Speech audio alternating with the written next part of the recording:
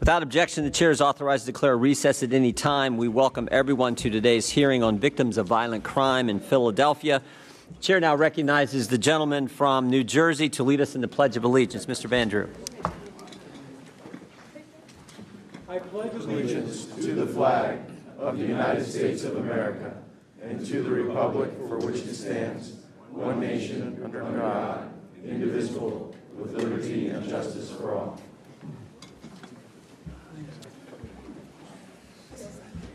Without objection, Mr. Muser will be allowed to participate in today's hearing for the purpose of questioning the witnesses and will receive 5 minutes for that purpose. We welcome Congressman Muser to the Judiciary Committee for today's hearing.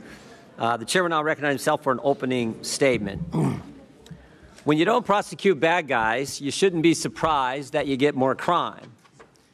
When you defund the police, you shouldn't be surprised when you get more crime. And when you have a designated area for illegal drug use, you shouldn't be surprised when you get more crime. Philadelphia is doing all three of those things. And that's why we've seen the increase in crime we've seen in this great American city. And when you do those things, there are real consequences. Real bad things can happen when you engage in those kind of policies. And we're going to hear from witnesses today who will talk about the terrible things that have happened to loved ones within their family. At our field hearing in Manhattan, we looked at the administration of justice and the safety of communities. The committee continued to examine these principles with the field hearing in Chicago and, of course, hearings in Washington, D.C. Today, of course, we're here in Philadelphia to once again look at the administration of justice and keeping our communities safe. It appears Philadelphia is living up to its 1969, what the New York Times said in 1969, the nickname, quote, gang capital of America. By the end of 2023, Philadelphia surpassed 400 homicides, and there have been 24 in the first 30 days of this calendar year. Manhattan, Chicago, Washington, and Philadelphia have violent crime problems. But this is not the only thing they have in common. They all have soft-on-crime prosecutors who favor the criminals over the victims and their families. Since the current district attorney for Philadelphia, Larry Krasner, began his tenure in 2018, violent crime, particularly homicides, have increased, with crime rates reaching a peak in 2021. Philadelphia crime occurs so frequently and so drastically that there is a Twitter account, Philly Crime Update, to maintain a running database of the public, to be informed of major crimes throughout the city in real time. Over the past year, property crimes, including retail theft and carjackings, have risen by more than 15% compared to last year. Retail theft has skyrocketed by almost 28%, while vehicles have increased by 72%, although District Attorney Krasner blames this number on flaws in the cars themselves instead of the criminals. Go figure. Simply put, Philadelphia District Attorney Larry Krasner is failing to prosecute criminals. Since his tenure began, Krasner's office has consistently declined to prosecute crimes in the city. In 2022, the Pennsylvania House of Representatives introduced a resolution to impeach Krasner for several of his policies that had caused the spikes in violent crime. Notably, the policies include not seeking cash bail for most cases, considering a defendant's immigration status in the plea bargaining process, and not prosecuting crimes like prostitution or marijuana possession. For instance, in 2016, before Krasner took office, the withdrawal and dismissal of violent crime cases accounted for 48% of all violent crime outcomes. That percentage increased to 60%. In 2019, 68% in 2020, and up to 70% in 2021. Philadelphia's pro-criminal policies embolden criminals while victims fail to receive the justice they deserve. Krasner uses his office to crusade against what he considers, quote, social injustices, such as bail reform and reduced sentencing. However, his policies came at the expense of victims and lost lives. According to the Pennsylvania Commission on Sentencing, the number of violation of Uniform Firearms Act cases are initiated by Krasner's office but are ultimately withdrawn, dismissed, or prosecution discontinued in a disproportionately high comparison to other counties. Between 2015 and 2020, the number of violation of Uniform Firearms Act cases within Philadelphia increased from 7% to 21%. In that same time span, the Commonwealth's 66 other counties experienced an increase from 7 to 10. Additionally, those charged with a VUFA offense were charged with another offense within 3 years at a higher rate in Philadelphia compared to the statewide average. Further, the proportion of discontinued cases increased from 7% in 2015 to 13 in 2018, 18 in 2019, 21 in 2020. And it just keeps going up. By abandoning charges against VUFA offenders, Krasner's office has allowed more offenders who were recently arrested for possessing a firearm to return to the community without significant repercussions. We can see by who the Democrats invited to appear as witnesses at this morning's hearing that they will once again try to blame the guns instead of the people who use them to commit the crime.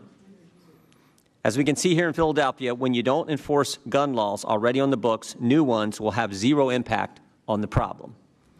But Larry Krasner did not take all the blame for the crime gripping Philadelphia. Before Philadelphia's 2023 mayoral election, the city council and the mayor caved to the far-left movement and demanded to defund the police. For example, in June of 2020, the city council approved a $33.3 million reduction to the Philadelphia Police Department budget with a commitment to reinvest the money in other areas of the community. With this move, Philadelphia joined other liberal-run cities like New York, Los Angeles, Austin, San Francisco, Washington, D.C., Baltimore, Hartford, Seattle. In each of these cities, after drastically cutting police spending, crime rates continue to rise. Go figure. In Philadelphia, since January 2020, 500 people have been killed and more than 2,240 have been shot, which was a 40% increase more than the police have ever seen or ever recorded. It is a recipe for disaster that this committee has been seen repeatedly in Democrat-run cities. Soft on crime prosecutors, mixed with elected leadership defunding the police, lead to disaster.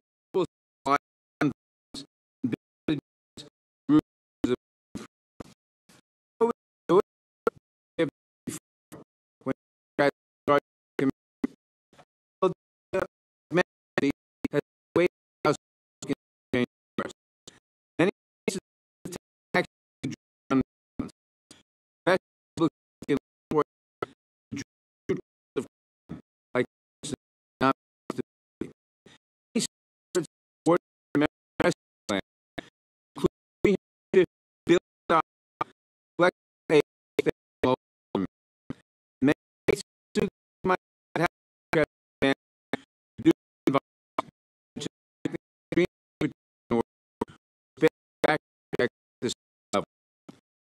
Local administrators fund biodiversity for communities which serve of island sugar. These have had in 2023 continuing all 2024.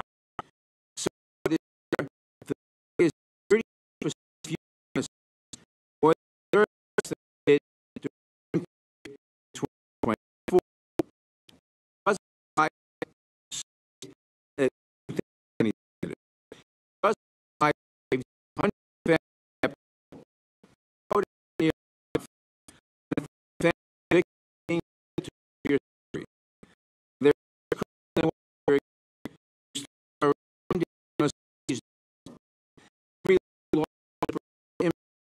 both M with still type while you know other than all evolving individuals I for and I more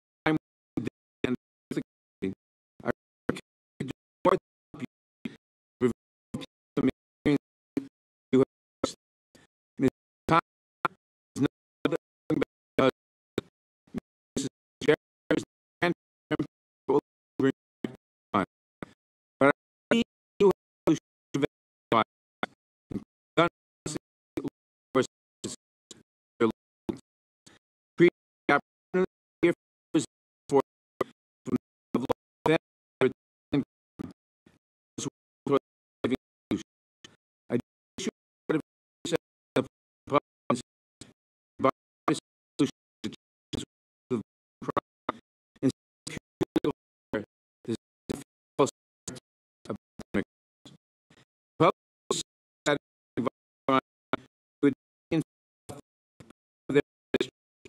we have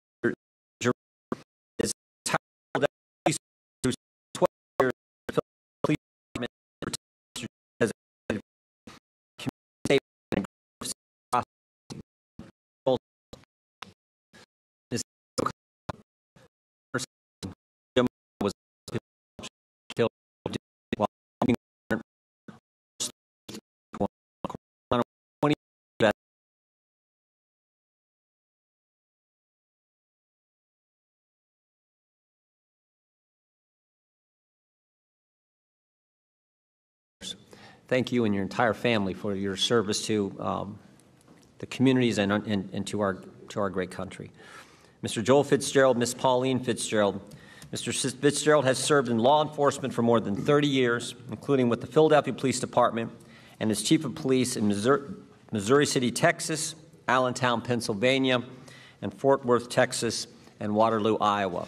Ms. Fitzgerald served in law enforcement for more than 25 years with the Philadelphia Police Department, Stafford, Texas Police Department, the Pennsylvania Attorney General's Office, and the Tarrant County Criminal District Attorney's Office. One of the Fitzgerald children, Sergeant Christopher Fitzgerald, was shot and killed in the line of duty on February 18, 2023.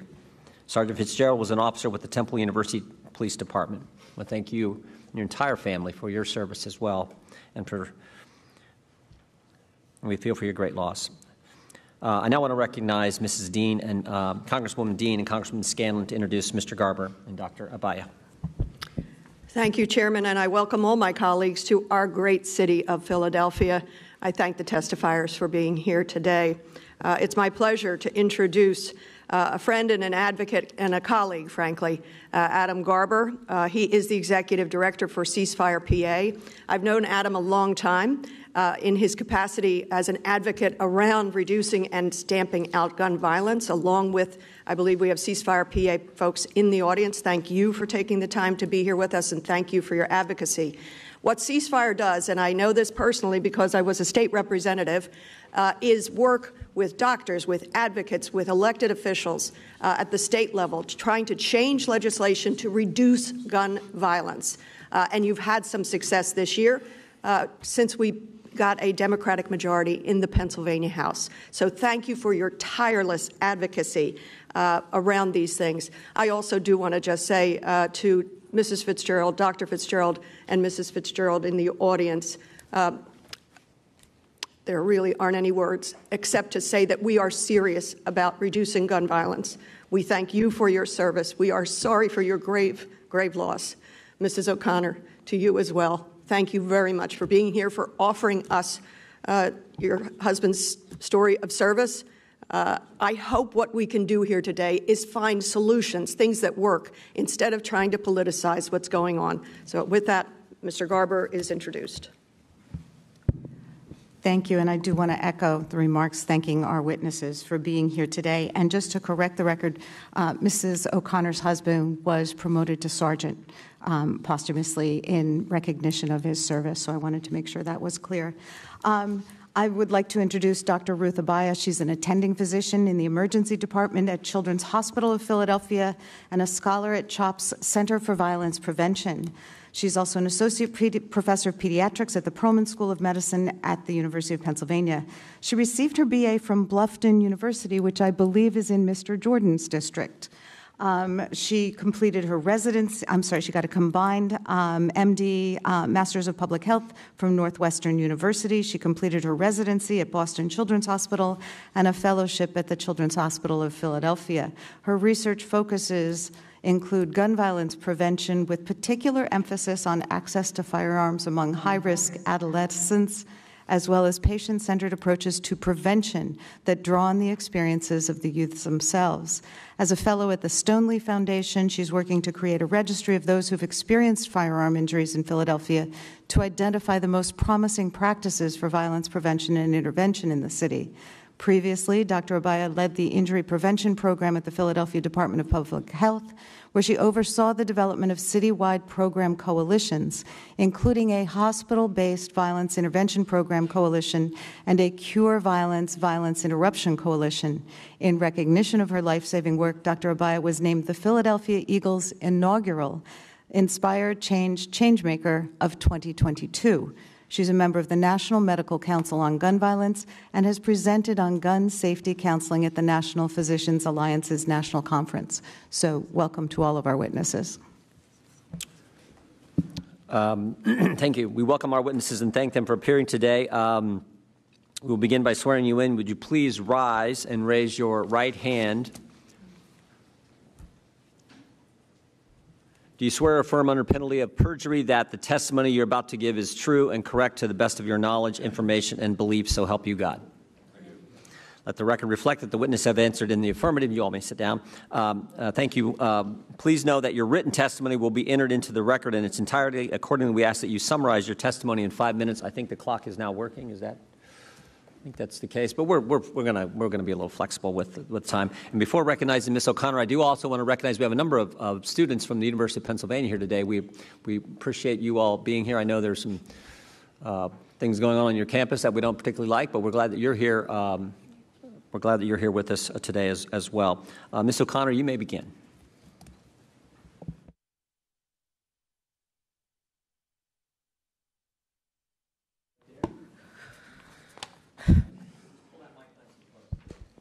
Okay. Good morning, everyone. My name is Terry O'Connor. My husband, Jim, was a corporal in the Philadelphia Police Department. He had 23 years with the department, the last 15 in which he worked in the highly elite SWAT unit. On March 13, 2020, Jim was shot and killed while serving an early morning high-risk murder warrant. Our lives were forever changed at 6:09 a.m. when Jim was pronounced dead. I last spoke with him about 11 p.m. the night prior. It was my 45th birthday. He kissed me goodbye, wished me another happy birthday, told me he loved me, and said, "I'll see you in the morning." I awoke to a phone call that Jim was shot, followed by police officers shortly after escorting me to the hospital where I saw my husband's lifeless body. It's a memory that will never escape my brain. How did this happen? I always thought Jim was more covered with larger vests and protective helmets. Unfortunately, he was shot in the forearm and in a small area near the left shoulder blade where he was not protected. What I would soon learn next about the entire situation is a scenario I could never fully imagine. When Jim and his team entered the house that morning, they were immediately fired upon. Approximately 12 to 16 shots were fired from inside that morning, 2 of which struck Jim. There were 10 guns, along with endless amounts of drugs found in the tiny one-bedroom the 4 men were hiding in. I should mention a SWAT officer returned fire, striking 2 people in the house. At one point, a voice came from inside the room asking the police to stop shooting at them because someone was shot inside the small bedroom. The officers then stopped and had the men come out of the room one by one. All 4 men, any of who could have been the potential fatal shooter, came out alive. I could speak easily for an hour about the lengthy criminal records these 4 males had. A month before Jim's murder, one of the males was arrested and let out twice for drug dealing. He had 3 open juvenile cases and 1 previous arrest as an adult. He was supposed to be on a GPS monitor, which he wasn't wearing either time. He could have been put in detention, but instead, under Larry Krasner, he was released on his own recognizance and no bail required. He was charged as an adult with carrying guns while selling drugs, but due to the low bail that was set, he walked out easily both times. He had many other run-ins with the law over the past few years and was described as a major drug dealer, a flight risk, and a danger to the community, and none of this mattered. The man that fired the shots that killed my husband was charged 2 years prior to Jim's death for carrying firearms without a license. He got 9 to 23 months in prison, but walked out of court that day a free man because the court accepted as his prison term the amount of jail time he previously served. As part of the deal, the district attorney agreed to drop 2 other charges, intentional possession of a controlled substance and a charge of carrying firearms in public. While on probation, 3 different times, the same male was brought before the judge on violations of parole, and the district attorney's office allowed him to continue being on probation. 1 year before Jim's murder, the same male was arrested again, this time for a direct violation of his probation. But a newly assigned assistant district attorney told the judge the district attorney's office was withdrawing the drug charge. Allegedly, the same month he was given the pass on the drug charge, this male committed a robbery and a murder. He was able to elude the police until March 30th, 2020. In the months to come after, prosecutors would come to learn about 5 murders this male committed after he proudly scraped the names into his prison cell wall. Another male that was in the room was on parole at the time for a 2016 gun possession case, which he had served state prison time. The 4th male in the room happened to be wanted for one of the murders as the main shooter. Again, I could go on and on about this male and the many other arrests he had in the prior years, along with the rap sheets of the other 3 males in the room that fateful morning. That leads us to where we are today. We have a city in shambles. We have a district attorney who says crime is down. Well, obviously, if you don't prosecute criminals, of course it appears that way. How many 2nd, 3rd, 4th, and even more chances are to be given? I've always said it seems to take something personally happening to your family to have people truly understand the repercussions of these lenient policies. The one thing that gives me some peace of mind with this case is that these men were charged federally. That gives us the best chance these men never see the outside of a jail cell ever again. They took away something from us that could never be replaced, and they need to face the most severe consequences. I have a daughter whose father didn't get to walk her down the aisle at her wedding, a son who continues to follow in his father's footsteps, trying to make him proud while raising his two daughters who will never know their pop. And then there's myself. I became a widow the day after I turned 45. I come to hate my birthday. We were 1 month shy of our 25th wedding anniversary, and I was left to figure out a life that I could have never imagined. I said from the beginning, even if it gets me nowhere, I will use my voice to speak out in every way possible about how Jem's death didn't need to occur. My husband got up and went to work just to do his job. If our district attorney, prosecutors, and judges did their job, maybe he would still be here today. Thank you for taking the time to listen to my story. Thank you, Mrs. O'Connor. Mrs. Fitzgerald. Please allow me to share the last moments of our son's life. Temple University Police Sergeant Christopher Fitzgerald. Ms. Fitzgerald, could you pull that really close? Yes. Thank you. They were captured on a Ring camera video. The date, Saturday, February 18th, 2023, is seared in our hearts and our mind. On that day, at approximately 7 p.m., Chris was on patrol in a marked patrol vehicle and engaged in a Bluetooth telephone call with his friend before taking notice of the defendant and his cohorts. Chris focused on the masked defendant and attempts to stop the defendant. Chris is wearing a police bicycle officer uniform consisting of a two-tone neon reflective yellow Temple University bike uniform shirt with police patches and the word police clearly identifying him as a law enforcement officer. Chris transmits over his police radio his call sign and that he is in pursuit. The Ring camera captures the defendant fleeing on foot, and moments later, Chris catches the defendant. He can be seen and heard providing clear, articulate, and lawful verbal commands to the defendant to get on the ground. Chris is captured in the video using his training and the minimum amount of force necessary to bring the defendant under his control. He is attempting to make a lawful arrest. The defendant is actively resisting arrest, and he has already made the conscious decision that he refuses to surrender peacefully. In fact, you can hear Chris telling him, "Come on, bro."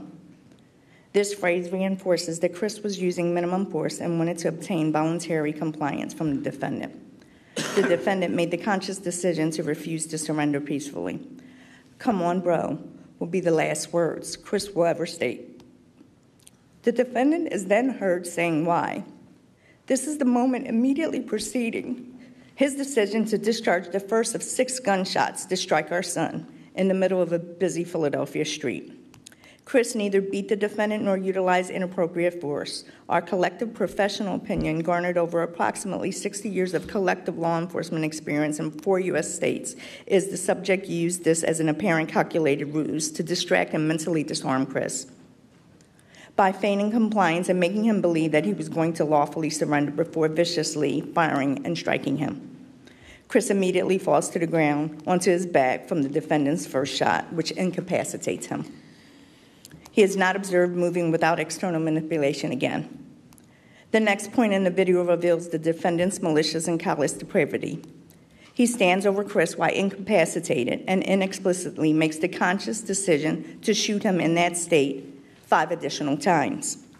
Each of the 6 total shots are calculated fatal kill shots that all strike our son in the neck, face, and head. The defendant intentionally ensured Chris's death by shooting him and striking him above the body armor. Those actions make it apparent that the defendant is highly intelligent, and his actions were both purposeful and calculated. He knew that ballistic vests failed to cover the areas above an officer's neck and capitalized upon that knowledge.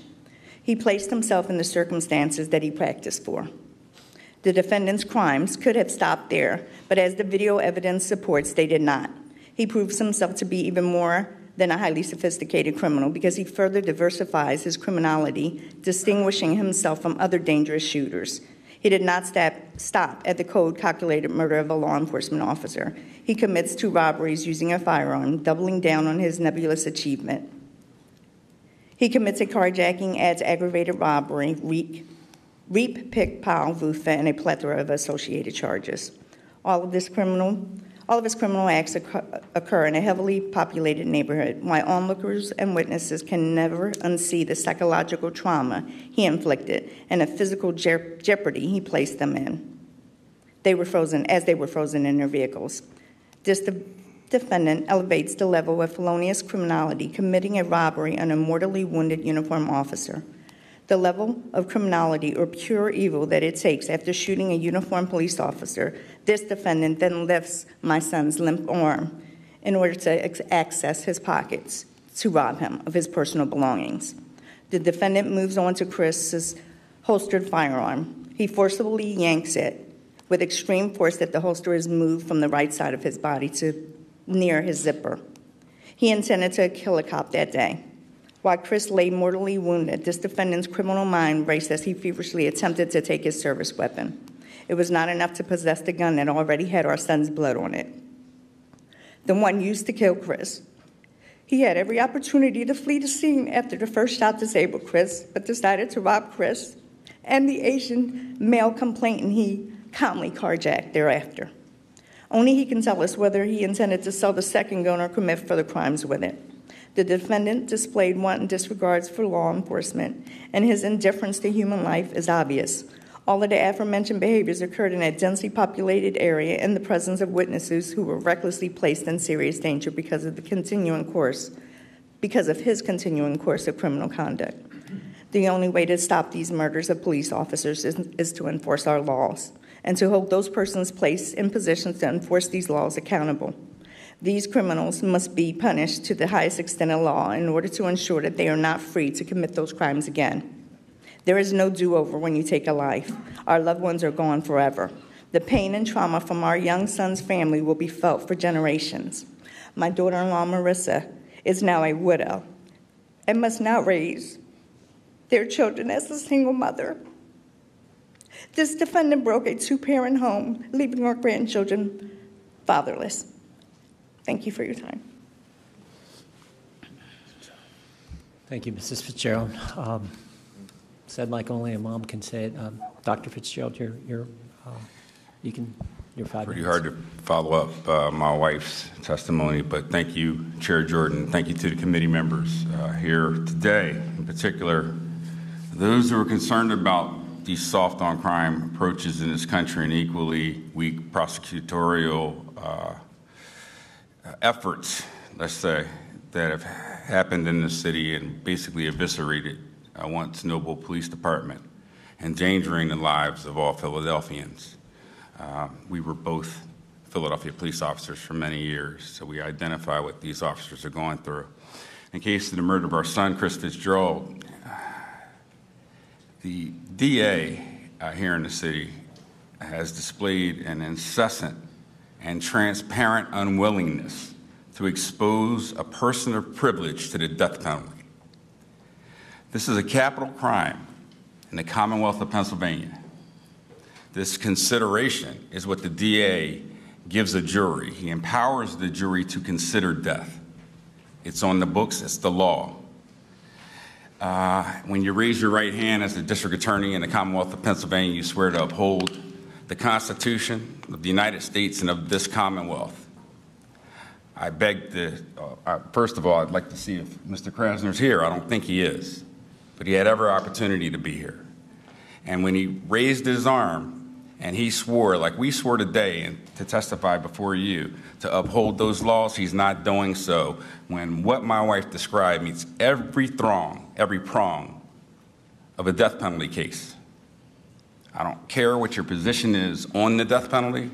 What I do care about is that we uphold the law. The criminals in Philadelphia look at everything that goes on here. They watch TV, they listen to the radio. They know that Krasner gives them a free pass. We as a family, my daughter-in-law, my wife and I, on the 24th of this month, had to present the various aggravators before the district attorney's office. We should never have had to do that. A district attorney in any state or commonwealth in the United States should stand up for the families and the victims of violent crime, and those folks should also be the people who represent us and not have to be lobbied to do the right thing by law.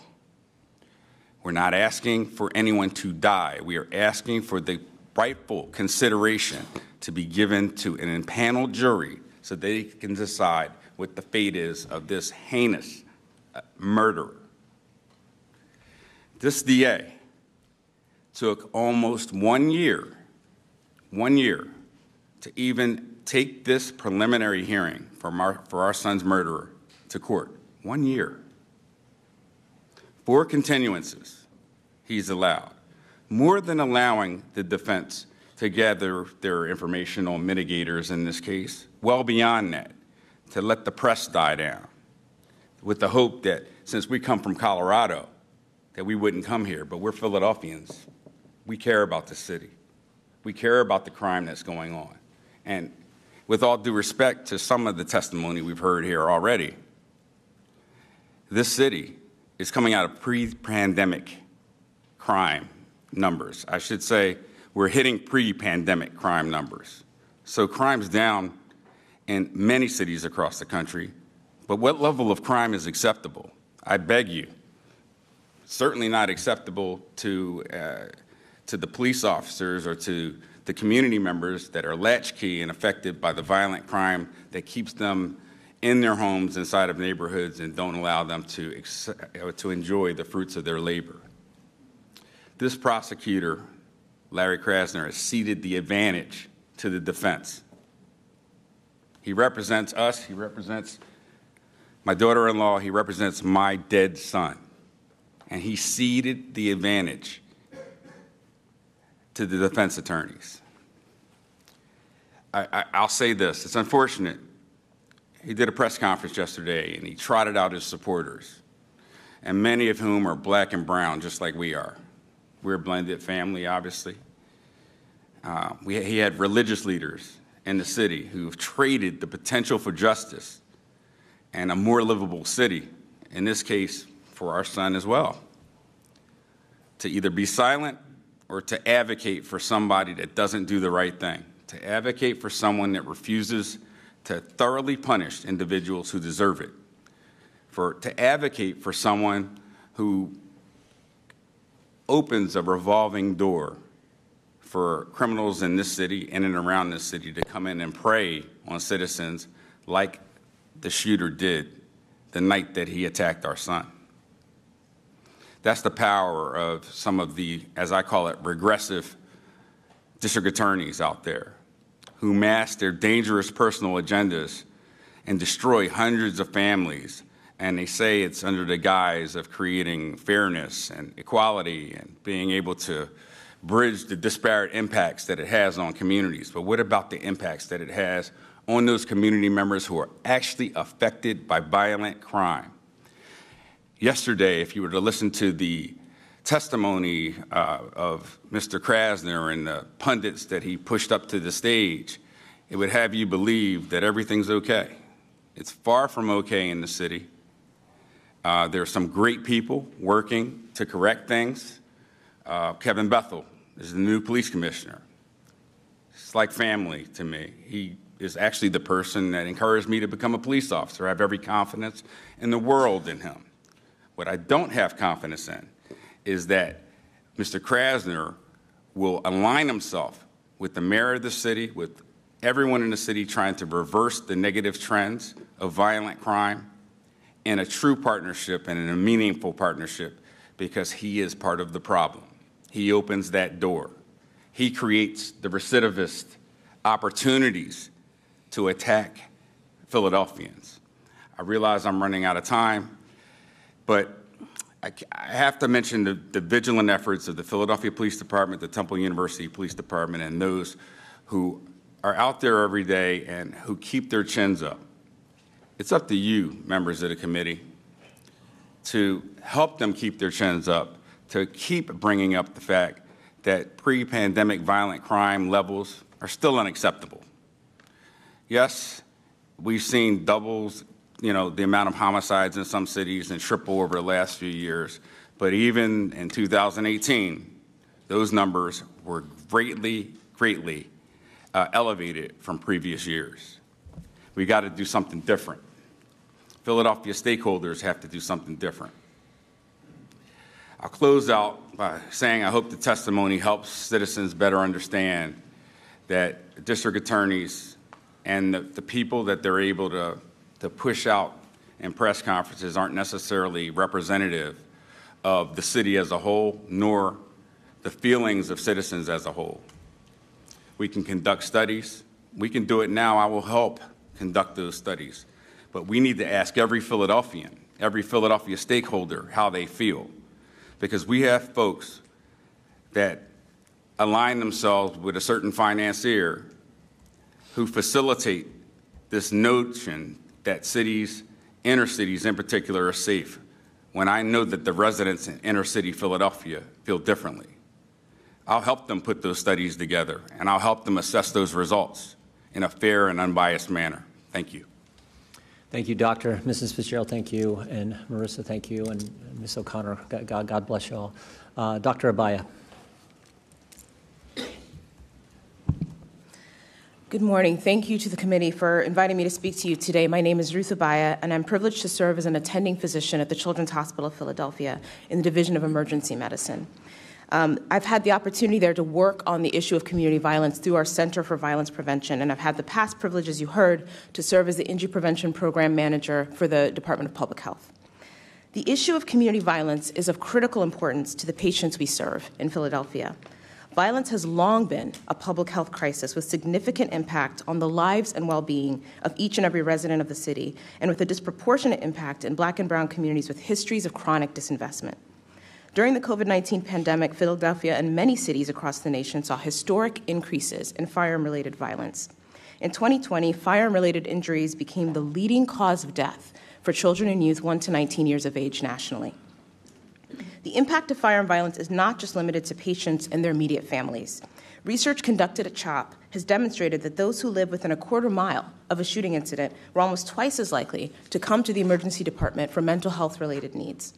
This research also demonstrated that the closer a child's proximity to a violent injury, the stronger the effect. Our communities need true and lasting solutions to this crisis.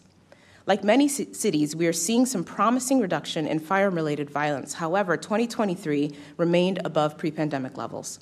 We must use this opportunity to learn more about what works to sustainably reduce violence and create resilient, thriving communities. I came to this work through my clinical training, where I often had conversations with youth who had expressed no expectation of living past their 25th birthday. Too often, survivors would be returned to their society with no resources to provide an off-ramp to safety, hope, or healing, and no connection to strategies that could interrupt the cycle of violence. Community Violence Intervention, or CVI, is defined as a suite of evidence-informed strategies that aim to reduce violence through engaging the community, especially those at highest risk. Individuals or groups are then connected to critical resources and services such as employment and trauma healing, and to interrupt cycles of retaliatory violence. This work depends on the knowledge and expertise of credible messengers, individuals from community who have lived experience and are well positioned to engage those at highest risk in CVI strategies. Community violence intervention is powerful because it has the potential to impact those at highest risk of involvement in violence on either side of the gun, changing a person's trajectory and impacting their life long term. One CVI strategy that creates a bridge between the hospital and the community is hospital-based violence intervention, or HVIPs.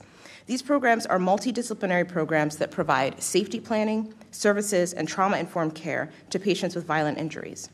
The CHOP Violence Intervention Program, or VIP, provides long-term comprehensive case management services to youth who come to the emergency department for a violent injury. This work recognizes the long-term physical, emotional, and social impacts of violence. HVIPs have shown potential in reducing exposure to repeat violent injury, supporting basic needs and mental health needs, improving psychosocial outcomes, and reducing exposure to the criminal justice system. This model is part of the CHOP Center for Violence Prevention's comprehensive approach to addressing violence and its impacts in our communities. Violence and the resultant trauma can occur at many points in a child's life and a person's life, and the center does work with community partners around bullying prevention, addressing intimate partner violence, firearm safety and safe storage, and suicide prevention, all while pursuing rigorous research to understand the impact of these programs and strategies. The CHOP VIP program is one of several HVIPs in the city of Philadelphia, which cover most of our level 1 trauma centers. In my time at the Department of Public Health, we created an HVIP coalition that provided a community of practice around programs who are meeting the needs of violently injured patients throughout the city. In partnership with a similar coalition of violence interruption programs, such as Cure Violence, formed at the same time, these programs form a critical part of the CVI ecosystem, defined as the city's violence intervention infrastructure, connecting stakeholders who work in various sectors to implement a comprehensive slate of strategies that address the dynamics of violence.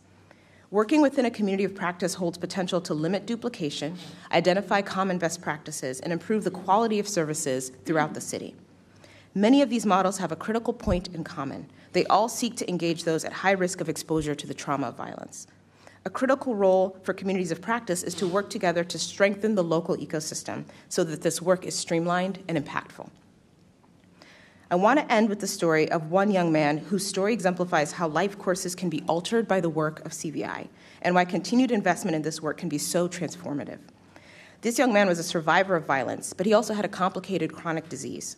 Between navigating his injury, contending with housing insecurity, and attempting to return to school, his physical and mental health were at risk. Through an HVIP, his violence intervention specialist advocated for him in the school setting, in finding stable housing, in securing his medications, in attending his follow-up appointments with his trauma team, and in getting connected to mental health services. These interventions likely saved his life and provided an opportunity to exit the harmful cycle of violence and find safety and health. Far too many survivors of violence could benefit from these powerful programs. The future of community violence intervention holds a great deal of promise for communities like Philadelphia, and investment in these models in the areas of programming and research can help cities build a sustainable path to violence reduction and community safety. We stand ready to support any such efforts. Thank you so much for allowing me to testify about this important issue. Looking forward to taking questions. Thank you, Doctor. Mr. Bruschetta. Thank you very much. Mr. Chairman and committee members, good morning. My name is George Bocchetto, and I have lived and worked in Philadelphia for the better part of 50 years now. I'm a trial lawyer, and during my career I've handled many high-profile and important matters in courts all over this country, including the United States Supreme Court. I was also engaged as the lead attorney to handle the impeachment process for Larry Krasner in the Pennsylvania House of Representatives in 2022. It is an honor to be invited to give testimony to this committee on this most important topic, and I thank Chairman Jordan for the opportunity. Larry Krasner took over the district attorney's office in 2018. What followed was an unprecedented explosion of crime and violence. Through a combination of progressive policies and endless incompetence, Krasner has actively encouraged criminal behavior. In Krasner's first term in office, the murder rate in Philadelphia increased by 78%. And I would wish to point out that when we note currently about the reduction in the murder rate, we're talking about a reduction from an unprecedented explosion of murders in this city. And the reduction level is still outrageous. In a single year, 562 human beings had their lives stolen from them. And it's predictably the result of these nihilistic policies that Larry Krasner has implemented. And who they impact more than anybody are the so-called persons who he's trying to protect, the minorities and the poor communities. Those are where the impacts are felt the heaviest.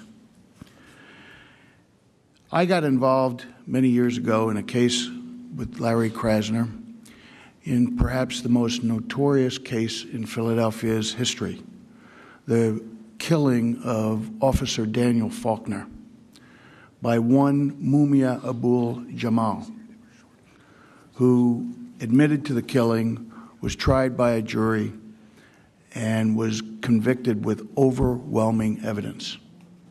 Since that time, some 30 years ago, Mr. Jamal has filed a series of appeals and repeat motions in an effort to gain his release from prison. And he was singularly unsuccessful until Mr. Krasner took office. During that time, Mr. Krasner had the 5th PCRA appeal filed by Abul Jamal and literally ignored the filing, missed briefing deadlines, told prosecutors to stand down. He was literally tanking the case to set free perhaps the most notorious killer in Philadelphia's history, and a killer, by the way, who is notorious internationally.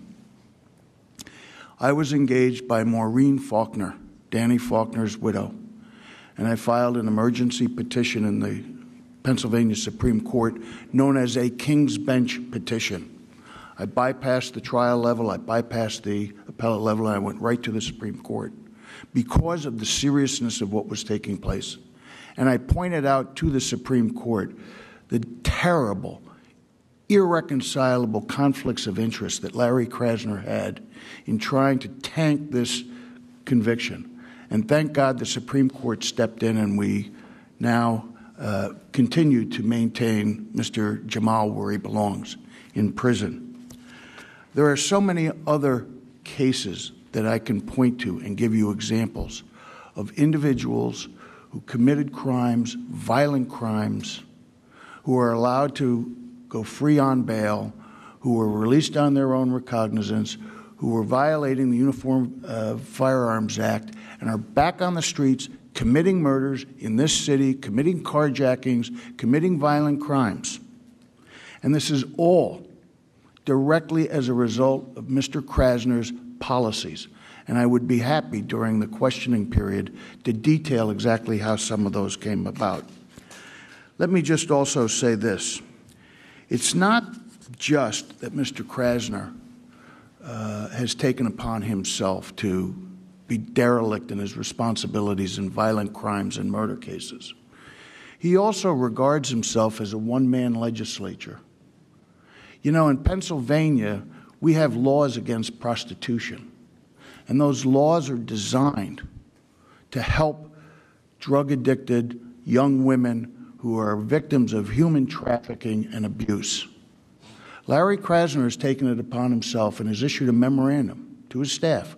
We will no longer in Philadelphia prosecute prostitution. He overruled the Pennsylvania legislature in one fell swoop, and no one's challenged him on it. Well, we challenged him on the impeachment proceedings. Theft is also a crime in Pennsylvania. But in Philadelphia, you can steal up to $500 in a convenience store or a Wawa or a department store, and you will not be prosecuted. This is the one-man legislature of Larry Krasner, and it has led to a lawlessness, a street crime, a level of disrespect that affects everybody's quality of life and begs the criminals to become more emboldened and more dangerous on our streets. I'm here because I've dedicated my professional career to due process and the rule of law. And I can tell you, being in the trenches, working in this city directly one-on-one with the Krasner administration, the idea of due process of law and rule of law are abused, ignored, and disregarded. And it needs to stop. Thank you so much for hearing me out. Thank you. Mr. Garber. Good morning, and thank you, Chairman Jordan, Ranking Member Nadler, and members of the U.S. House Judiciary Committee. Thanks for visiting Philadelphia and discussing how we can make this community and other communities safer. As the Executive Director for Ceasefire PA, we're the Commonwealth's gun violence prevention organization, and our team includes gun owners who believe responsible gun ownership and gun safety laws go hand in hand, survivors of this crisis, doctors who've treated wounds in the emergency rooms, parents who worry about their children, and faith leaders who counseled families at the worst moments in their lives. I made my home in Philadelphia 17 years ago. I ride SEPTA nearly every day, often with my 5-year-old child, and commute around the city, including today. As you've heard, we saw an enormous spike in gun violence and violence and crime over the beginnings of the pandemic. 1,000 more residents died from gunfire during that time. But contrary to public perception, criminal activity and drugs were not the primary drivers of this violence. A review of more than 2,000 shootings by law enforcement, public health experts, courts, and other public safety experts found arguments were responsible for 50% of all shootings. Drug trafficking was only 18%. This also aligns with what we know about widespread firearm access. It can turn everyday interpersonal conflicts into fatal accidents, including arguments on SEPTA buses, sitting in a car, and in a very sad Philadelphia incident while waiting for a cheesesteak during the pandemic in 2021. Social media further amplifies this conflict, especially among the city's youth. It's worth noting as we talk here that this same problem is playing out in other communities across the Commonwealth, even at higher rates. In 2022, the city of York had a higher homicide rate per capita than Philadelphia. Violence is going down, though. Gun homicides dropped in 2023 by 22% in Philadelphia. And for the current year, they have dropped another 44% compared to the same time period in 2023. We are on pace for less than 300 homicides, and while each of those is an awful catastrophe that we must still do more to prevent, it shows we're headed in the right direction. 3 things are driving the reversal. The emotional and mental trauma of the pandemic receded. Second, gun sales began to subside. There were more than 4 million firearm transfers from 2020 to 2022 in Pennsylvania. And lastly, and most importantly, thanks to the American Rescue Plan, the Bipartisan Safer Communities Act, and state-level funding, there was a historic investment in community-based violence prevention programs. Those used trusted messengers to de-escalate conflict, help victims recover after shootings, stopping retaliations. Statewide, more than $200 million was given to district attorneys, local law enforcement, and nonprofits to address the crisis. In the case of Philadelphia, the city's Group Violence Intervention Program received funding, and groups that were involved in that program were 38% less likely to be involved in shootings than those that were not. Still, we must do more about this crisis, as we've heard today, and this committee, Congress, and the PA General Assembly has a critical part to play. There are multiple popular, bipartisan gun safety policies to prevent a shooting before it happens, rather than more victims being created and put afterwards. 3 already passed the Pennsylvania House of Representatives with bipartisan support: universal background checks, extreme risk protection orders, and banning ghost guns. Ghost guns are the IKEA of firearms. You can order them online. They're mostly built, and in less than an hour with simple tools and no significant expertise, put together a firearm as deadly as any you'd buy at a dealer. In September of 2022, rec center worker Tiffany Fletcher was killed with one, and it's become a lucrative business for gun traffickers in the area. In Montgomery County, a trio was making a profit by turning ghost gun kits into firearms and then selling them. A few weeks ago, House Bill 777, to treat ghost guns like other firearms requiring background checks and serialization, passed with bipartisan support, including Representative Martina White, the former head of the Philadelphia GOP and Majority Caucus Secretary. A second pathway for firearms used in violent crimes are stolen or lost firearms. As the Cambria County's district attorney recently told media, there are a lot of stolen guns floating around. They show up on crime scenes on a very regular basis. Stolen guns also rose in conjunction with the rising violence being discussed today, climbing 38% between 2019 and 2021 in Philadelphia. But there's no requirement that you report your missing weapon if it goes away, if you lose it or it's stolen. And responsible firearm owners do report their missing firearms. It's the irresponsible ones and those intent on trafficking guns that do not, and Congress could make it a requirement. Lastly, we should talk about where these guns are always coming from. If a health inspector didn't show up at your favorite restaurant for years, even a decade, you'd be much more likely to get food poisoning or find rats, because inspectors help ensure everyone follows the safety guidelines. Unfortunately, licensed firearm dealers operate in a world where they're inspected every 5 to 7 years by ATF. Most dealers will have few problems with these inspections. They work hard to ensure their weapons are not at crime scenes, even cooperating with law enforcement around suspicious purposes. But an analysis by the Brady campaign of PA's Track and Trace program, which was designed to help law enforcement prevent the trafficking that's enabling all this violent crime, found that 50% of recovered crime guns in the Commonwealth came from only 1% of dealers. The U.S. Congress needs to invest resources in the cornerstone of our public safety system to help law enforcement prevent the trafficking that's enabling this violence. The responsibility of this crisis rests with the General Assembly and the U.S. Congress. who have the ability and responsibility to address the firearms used in violent crimes.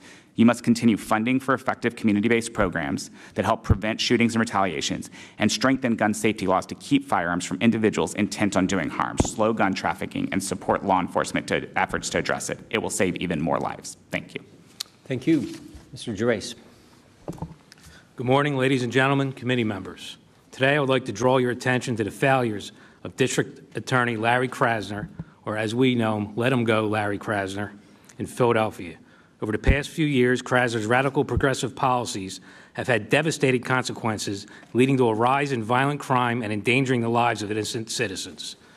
One of the most concerning aspects of Krasner's tenure is his approach to criminal justice, which has resulted in the release of violent inmates who have gone on to commit heinous crimes, crimes that we've heard today. He prioritizes the pursuit of his ideological agenda over public safety. Let him go Larry has put the lives of Philadelphia residents at risk, or Uncle Larry, as the criminal underground in Philadelphia refers to him so lovingly. The tragic fact is that multiple individuals have lost their lives due to the dangerous individuals he has allowed back in the community.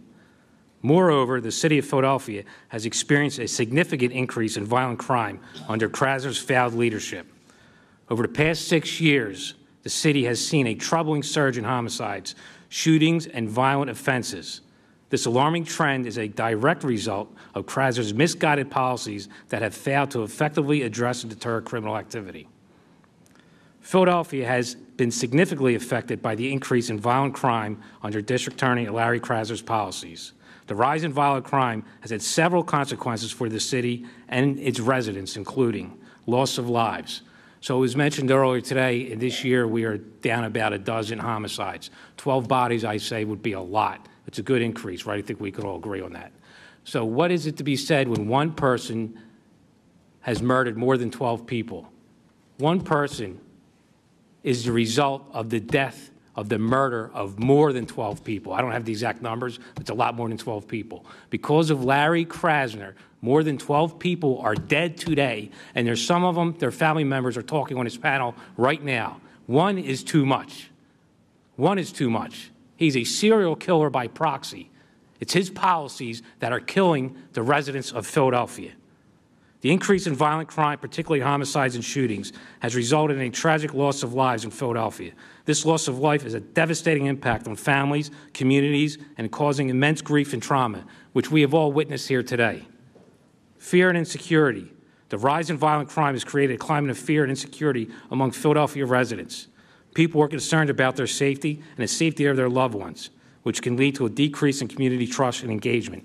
I encourage everybody up on the committee board, walk around Philadelphia for yourself and talk to Philadelphians. Pick them by will, and you will hear these sentiments by all of them. Doesn't matter what race, creed, color, or background, you will hear these sentiments. Disruption of daily life. The prevalence of violent crime can disrupt the daily lives of Philadelphia residents. It may discourage people from going out at night, limit their participation in community activities, and affect the vitality of public spaces. Economic impact. I would say he had a more devastating impact to Philadelphia than COVID has. This increase in violent crime has an economic impact on Philadelphia. Businesses may be hesitant to invest or expand in areas with high crime rates, and tourism may decline due to safety concerns. This can result in a loss of job opportunities and economic growth for the city. Not just in violent areas. Go downtown Philadelphia, the pearl of the city. Go look at all the businesses that are boarded up. That is a direct link to Larry Krasner and the crime that is going on. During the riots, 2,000 protesters were arrested. And a wave with his scepter, he got rid of those prosecutions. They were all gone. You know who got prosecuted, though? The Philadelphia Police Department went after Lieutenant Joe Bologna, one of the most respected officers in the police department, for a lawful arrest that he was committing. He dragged that man through the mud, and every time he went to court, it got laughed out of court and thrown away, and his district attorneys were reprimanded because it's a joke. If it wasn't so serious, it would be a joke. Strained community relations. The rise in violent crime can strain relations between different communities within Philadelphia. Excuse me. It can lead to an increased tension and mistrust amongst residents, making it harder to build strong and cohesive communities. It's deeply concerning that Krasner harbors a very strong animosity, and I would say severe hatred towards the Philadelphia Police Department. His personal vendetta against the police has created a hostile environment and hindered the collaborative efforts needed to maintain law and order. By undermining the very institution responsible for protecting our communities, Krasner has compromised the safety of Philadelphia residents and hindered the police's ability to effectively carry out their duties. In conclusion, District Larry Krasner's radical progressive policies have proven to be a disastrous failure for the city of Philadelphia. His ill-conceived approach to criminal justice has resulted in the release of violent offenders, leading to tragic consequences for innocent citizens and our police officers and law enforcement community. The alarming increase in violent crime over the past 6 years is a testament to his failed leadership. Furthermore, Krasner's antagonistic stance towards the Philadelphia Police Department has only further exacerbated the challenges faced by law enforcement in keeping our communities safe. Thank you. Thank you. We will now proceed with questions under the 5-minute rule. The chair recognizes the chairman of the subcommittee on crime of the Judiciary Committee, the gentleman from Arizona, Mr. Biggs. You both. Thank you, Mr. Chairman. Thank you to all the witnesses for being here today, for your poignant testimony, and we appreciate you coming out and testifying. And I'm just going to go with some of the questions, with some questions that came to my mind as I was listening to your testimony. And I want to just make this statement here. The health inspector analogy really doesn't work well for you. Because if the health inspector goes in and finds a lot of violations and then turns around and walks out, guess what you have? You got more food poisonings, more illness that comes. And that seems to be what's happening here. So I'll talk with you, Dr. Fitzgerald, first. Is that what's happening here? Are we seeing if you analogize that, if Larry Krasner is analogized to the health inspector, is he letting people go? Is he letting these violations go, which is resulting in more problems for the city, more crime in the city? In my belief, that's a correct assessment. When a district attorney fires tenured attorneys in his office, which is their prerogative, he's an elected district attorney, he can hire and fire whoever he like. However, he lost intellectual capital within the district attorney's office and the ability to therefore put the best cases together and prosecute offenders that deserve prosecution. Rookie district attorneys are now plea bargaining cases down, and that's affecting everyone in Philadelphia. So yes, it is analogous to a pest inspector who fails to perform their duties and allows, in essence, the city to be infested. Thank you. Mr. Bacchetto, when we talk about the criminal justice system, there are reasons that you prosecute individuals. They include specific deterrence, general deterrence, restitution, the society's need for retribution and justice. The policies that you wanted to talk about with regard to Larry Krasner, please tell us, do they further specific deterrence when he is letting people out on cashless bail? Quite the opposite.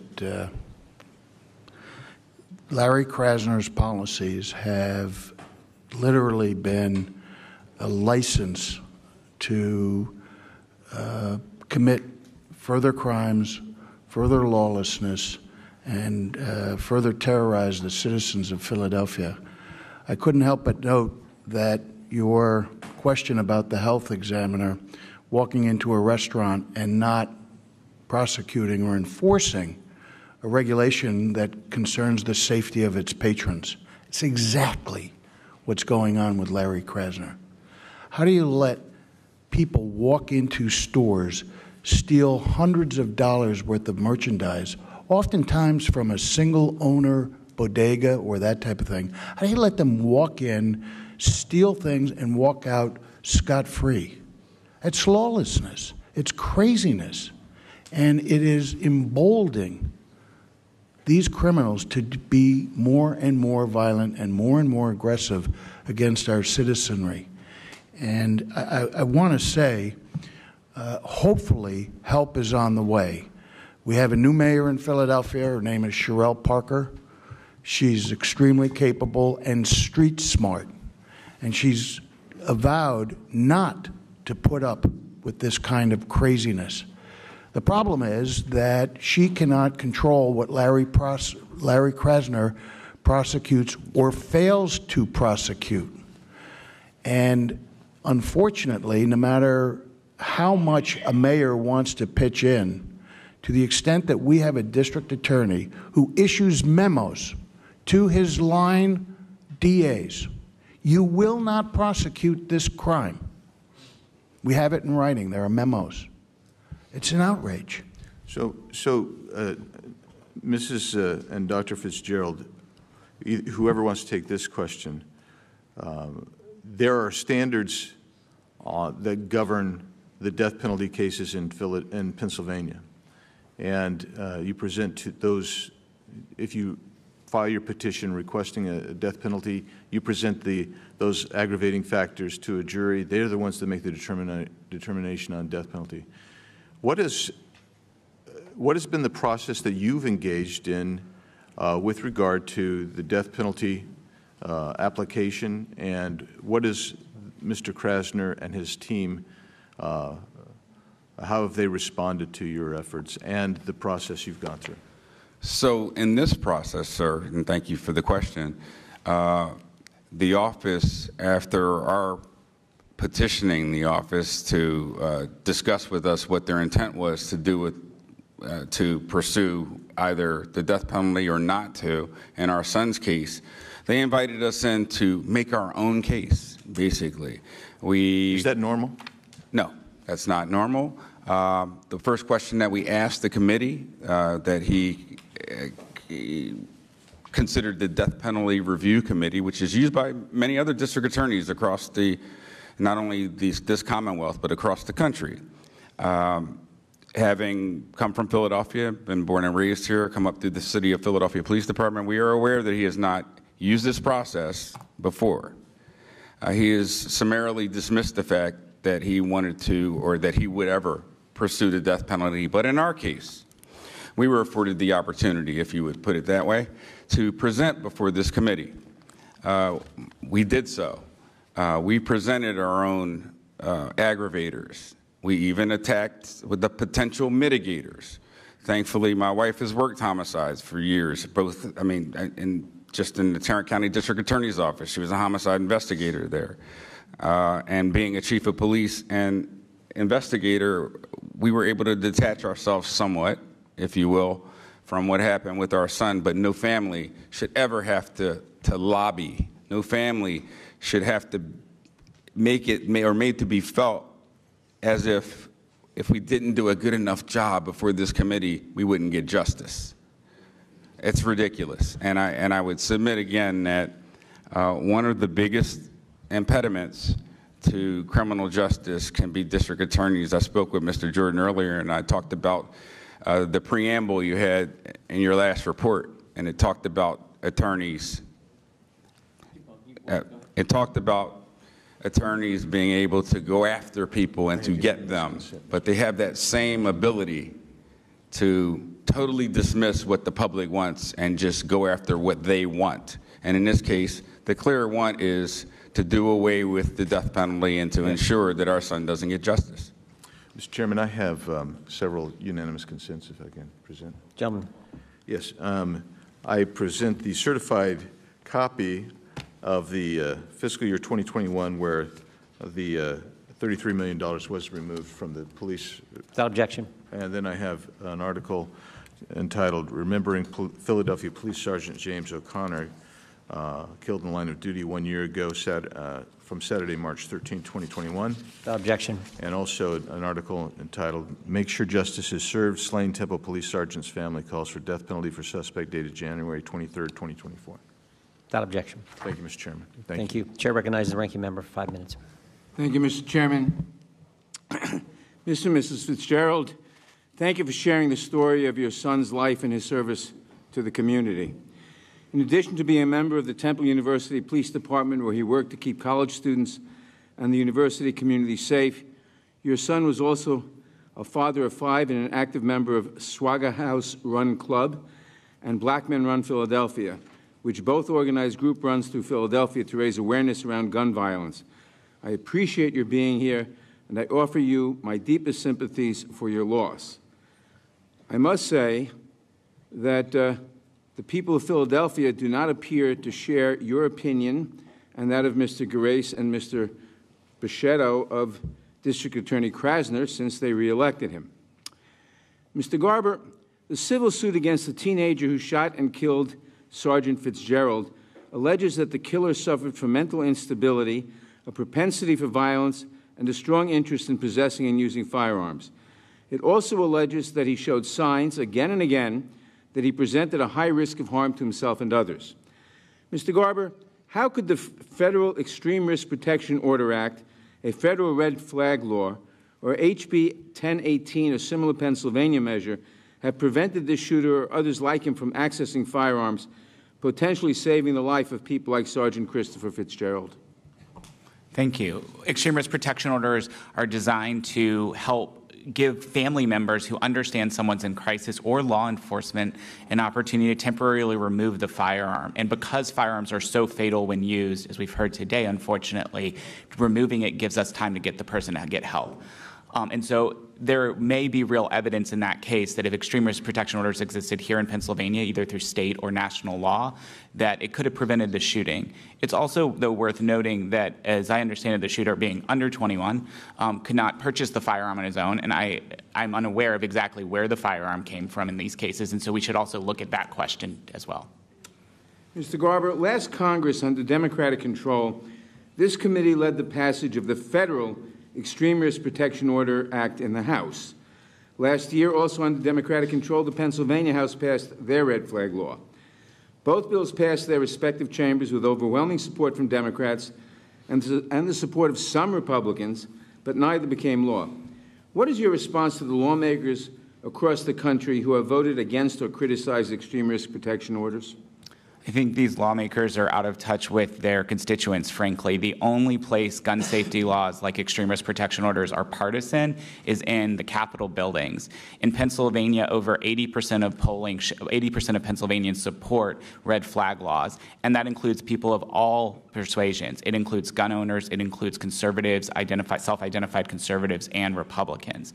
We need tools like this because when someone is in crisis, when they can get their hands on a gun, it puts everyone else at risk.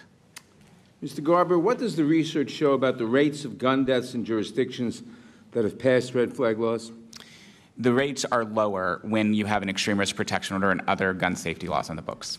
Thank you. Mr. Garber, are you aware of cases where people have spent 10, 20, 30 years in prison for crimes of which they were ultimately exonerated? You know, it's not, I'm sure that is the case, but I'm not aware of it. You know, it's not something I study deeply. Are you aware of the case in New York in which 5 black youths were convicted of raping a jogger in Central Park in 1989 and spent years in jail, and in which Mr. Trump, as he was then, demanded the death penalty, in which they were subsequently exonerated? I'm familiar with that. I mean, I'm familiar with the generalities of the case. Do you think that if that death penalty laws give the risk of innocent people ever being executed? Ceasefire PA doesn't have a position overall on the death penalty in these cases. We look at gun safety laws that can prevent the victims from being created in the first place. Thank you very much. I yield back. Gentleman yields back. Mr. Geraci, about a year ago, the governor of Arkansas, Sarah Huckabee Sanders, said that the divide in America today is normal versus crazy. You can go down the list of crazy policies the left now has. Like, it's crazy to have an open border. Correct. But in the context we're talking about today, some of the crazy policies, is it crazy to defund the police? 100%. Crazy. It just makes no sense, right? Is it crazy not to say bad guys who violate the law should be prosecuted and let them go free? Is that crazy? Say that again, I'm sorry. When you have a district attorney who doesn't prosecute the bad guys. Yes, that's crazy. That's crazy, yes. right? Yep. Not following the law. And here's the problem. Craziness has consequences. How short is the Philadelphia Police Department today in police officers? So we just, I believe yesterday, got rid of our 6th police district, which covered Center City. So now they combined with the 9th District because of lack of manpower. The 8th District is geographically gigantic. It could take from one corner to the other almost 20, 25 minutes, lights and sirens, meaning, pedestrians get out of the way, cars are supposed to pull over. Is there a number? Is there a number short? Are you hundreds of officers short? Thousands. Thousands of officers short? So in the 8th District, there will be times where there's 2 radio cars and maybe a wagon to cover an area that's so there's a consequence that you don't have enough police officers to do the job when you defund the police and you don't prosecute the bad guys. Correct. But the real consequences are what happened to the Fitzgerald family, to Marisa, who lost a husband, to Mrs. O'Connor, who lost. Those are the real consequences, right? Yes. Yeah. And I thought Dr. Fitzgerald said something really insightful in his life. He said a lot of insightful things, but one of the things that stuck out to me was he said, criminals aren't stupid. They're just bad. They know the fact that you are thousands of officers short. Absolutely. They know that if they do something wrong, that this, what did you call him? Let him go, Larry? That's correct. Let him go, Larry. Let him go, Larry is going to let him go, right? Yes. They know all that because they're not stupid. They're just bad guys. And bad guys need to be prosecuted. And in order to catch the bad guys, you need officers on the street. And right now, Philadelphia is lacking in both. They don't have enough officers on the street, and they don't have a prosecutor who will go after the bad guys if the officers who are on the street can actually catch them. Correct. That's the situation. Yes. Do you want the honest truth of what's going on? Sure do. Police officers are afraid to do their job because Krasner is looking to hang every one of them. You got to the next point. The next point is, and if they go out there and do their job, they're afraid that the press is going to come after them, or maybe worse yet, Mr. Krasner, who was the officer that was your friend, one of your colleagues who you worked with in the police, who Mr. Krasner took to court. What was his name? Joe Bologna. Joe Bologna. Right? Absolutely. There's nothing wrong with that arrest. Yep. And it goes back to what the good governor of Arkansas said. It's all craziness. It's just crazy to do it that way. I got 2 minutes left. I want to go to Dr. Fitzgerald because I knew you wanted to respond to something Mr. Nadler said, and then I want to yield any other time to our chairman of the crime committee. Thank you, Mr. Chair. I wanted to respond by saying the objective here is not to invalidate or validate, let's say, for our family's purposes, the death penalty. We will stand up and with anyone who's unfairly prosecuted and unfairly sentenced because of bad policing. What we have here is bad prosecutorial actions or inaction. We won't stand for that. So we have rules for a reason, laws for a reason. And when our district attorney selectively, if not even prejudicially, right, determines what it is that he will and will not prosecute, I go back to what you said, Mr. Chairman. Criminals aren't dumb. They're not stupid, referring to what I talked about earlier. They know that when they run into stores en masse in downtown Philadelphia or anywhere in this country, and they run out with hundreds of, or even thousands at times, of dollars worth of products, they will not be prosecuted. If we want to be honest, being honest means talking to real Philadelphians, getting on the street, doing what Mr. Krasner and his pundits said yesterday, just yesterday, and that's let's get some real statistics. Well, let's get some real statistics and see what real Philadelphians think. Yield the gentleman. Thank you, Mr. Chairman. And I'm going to ask, I think, Mr. Buchetta on this.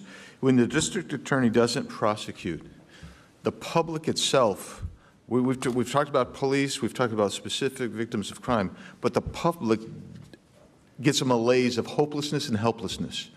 Do they continue to call police then when someone busts into their bodega and starts ripping them off?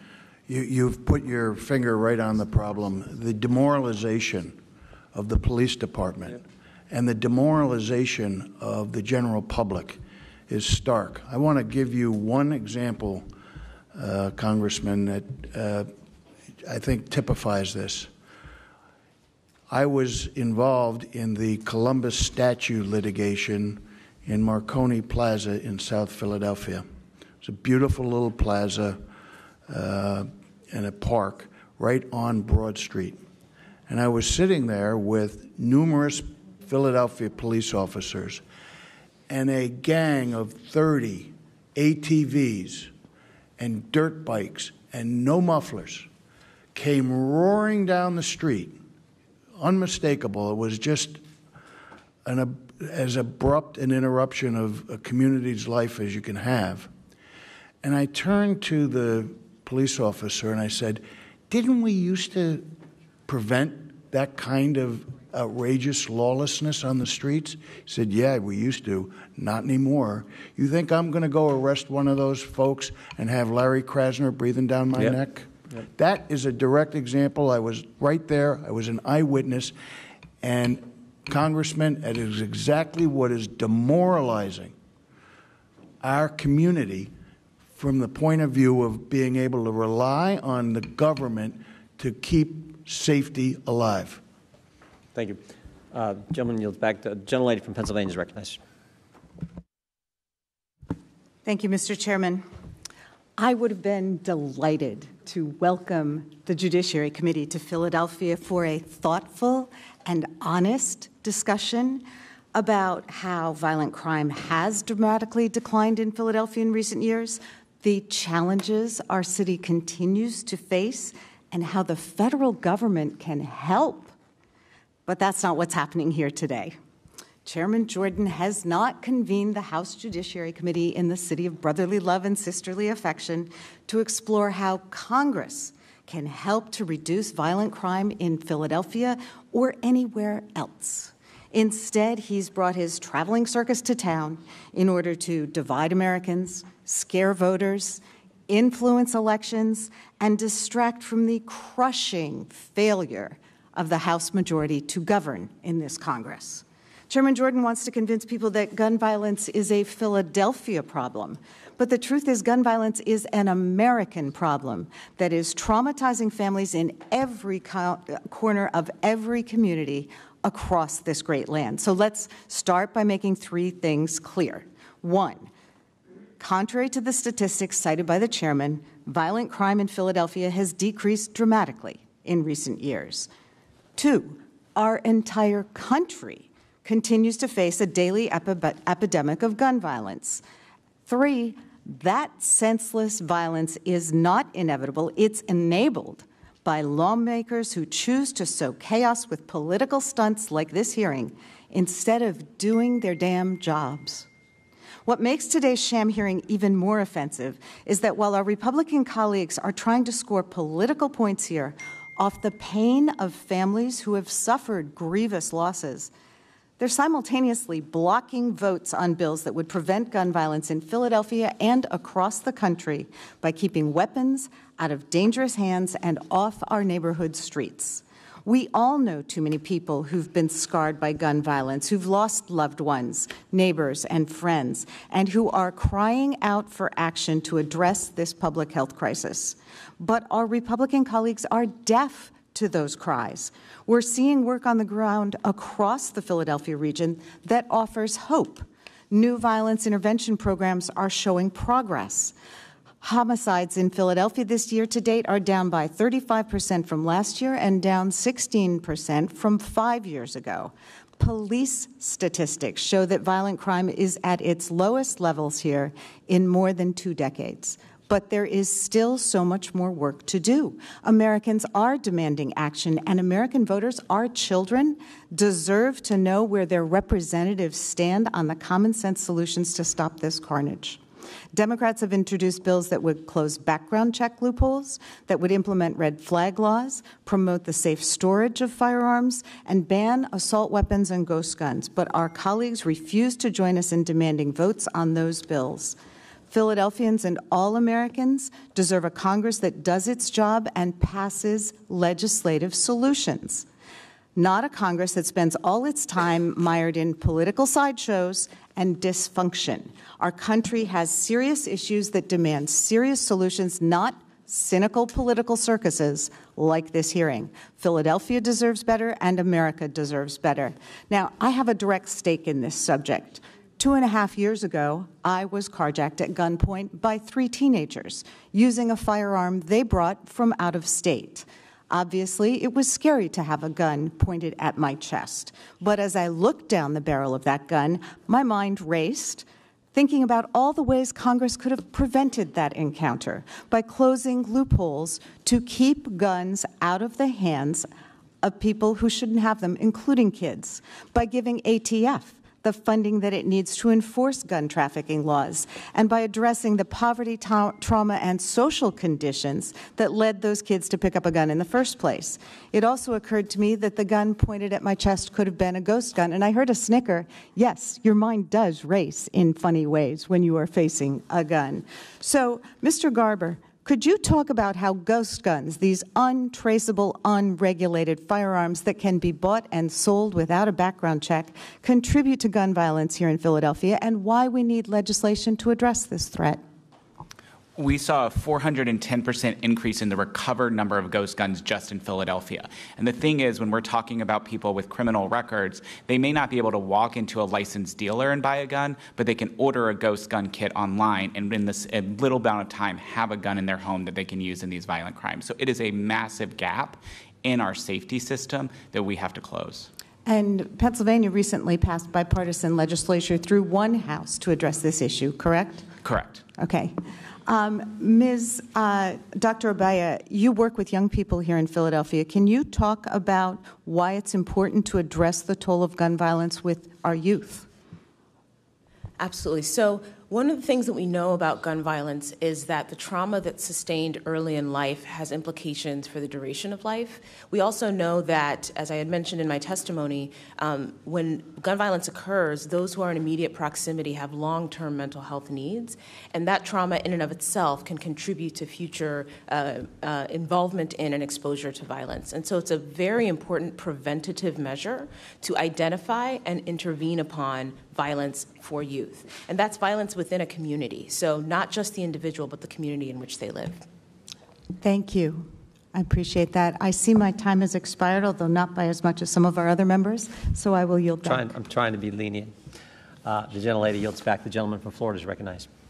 When Philadelphia was coined the city of brotherly love, I don't think Cain and Abel were the brothers they were referring to. But it seems, if you look at the major crimes in this fair city, they're increasing. The latest Pew report indicates that the number of major crimes, which is the combined tally of violent crime and property crime, has now reached a 20-year high. I was deeply moved by the testimony of Ms. O'Connor, Ms. Fitzgerald, and Dr. Fitzgerald, and I was stricken and a bit insulted that my previous colleague made mention of this as a circus, as you're here to hopefully lend greater understanding to policymakers about how to make death and violence less likely. Ms. Fitzgerald, your testimony almost brought Mr. Biggs and I to tears. We are sympathetic criers. But what was it like hearing Ms. Scanlon describe this as a circus? We certainly aren't circus animals. We are people. I'm born and raised in this city. My entire family is here, and this city is suffering. How did you feel, Dr. Fitzgerald? We just met this morning, Ms. Scanlon. However, and with all due respect, we aren't circus animals. My wife, my daughter-in-law, that are here because we've suffered tremendous pain, as you suffered when you were carjacked. I remember reading that article. So I keep very much in tune with what's going on here in the city. We have generations of Fitzgeralds, Marreros, that give back to this city. Her brother-in-law commutes back and forth from the county into the city to the poorest section of this city to give out food to, I'm sorry, your brother, excuse me. But my point being, we have a vested interest in care, and we wouldn't be used as circus animals. We're telling a story, and we're smart enough to be intent enough to communicate properly and share what we feel and what our family feels. Again, we didn't move here. We were born and raised here. We still have tremendous connections with this city, so we get feedback. And it goes back to... Well, Dr. Fitzgerald, if you don't mind, yes, sir. I want to zero in because I was looking at really the election contest for Mr. Krasner, who everyone here, or most folks here, seem to have some objection with, and he won overwhelmingly. And he said in his victory speech, in Philadelphia, this is a movement that has been led by black, and brown and broke people and progressives. And if you're black or brown or broke, you better be progressive because there isn't much of an alternative. It seems to me that living would be an alternative, right? Living is an alternative that is the reality for folks that live in communities like I grew up in West Philadelphia, or in East Division where my wife grew up. These are the neighborhoods that are the poorest. These are the neighborhoods that have most of the gun violence within the city, and these are the ones that no one surveys, that no one talks to, that perhaps one or two representatives from those ends of the communities speak, and they don't necessarily speak for the people on the ground. Well, I also want to zoom out a little bit, because Mr. Krasner made a remarkable admission in his election victory speech. He said, this is about a movement of progressive prosecutors who have taken office around the country. It is not about us as individuals. So, Ms. O'Connor, I wanted to give you a chance to react to that this dynamic, this soft on crime progressivism, it's not just an isolated circumstance in one area, but the DAs who are doing these policies, they actually see themselves as part of a broader movement to impact the whole country this way. What's your reaction to that? I'm going to try to keep it nice. I think people are delusional. There is no one here in this room that can come at me with any of the facts about Jim's job. These guys are all lengthy past criminals. How can somebody not understand what's going on, that these men, my husband could still be here today if these men were prosecuted the way they should have been and been behind bars over multiple, these guys have combined 8 to 10 murders underneath of them. It's insane. They have been let out, and they know this. These are not, when people are killed in Philadelphia, people just can't wait to see the rap sheet of the person that did the shooting and how many times they have been let out. It is ridiculous. My son is a police officer. He has locked someone up who laughed in his face and said, I will be out in a few hours. He was right. And our district attorney, oh my God, my son was in the police academy, and this man came up to him as he was standing around the hero wall. And he said, how you doing there, sir? And my son looked at him like, are you crazy? He said, how am I doing? That's my father on the wall right there. And Larry couldn't even look at him and just turned away. Like, it is, the policy is, everything is totally out of control. And people that respect this man or want to vote for him, let it happen to your family, and then you'll see how you'll feel about everybody walking free and what goes on in this city. I see what the police officers go through. They are scared to do their job. You have nobody going into the academy. Why would they? He is looking to prosecute the police more than keep people in jail where they should be. It's ridiculous. Mr. Chairman, I see my time has expired, but I just wanted to thank all of the witnesses and certainly express my appreciation for the hearing and my understanding that this is no circus. This is a very serious endeavor that is life or death, and I yield back. Chair recognizes the gentleman goes back. Chair recognizes the gentlelady from Pennsylvania. Thank you, Mr. Chairman, and I yield Ms. Scanlon a bit of time, and then I'll get to my questions. Thank you. I just wanted to clarify for our witnesses, and of course Mr. Gates knows better, that I was not referring to the witnesses whose pain is very real, and we really appreciate their testimony here and their efforts to try to make the city a better place. I was referring to the actions of our colleagues as being circus-like and of trading on the pain of other people.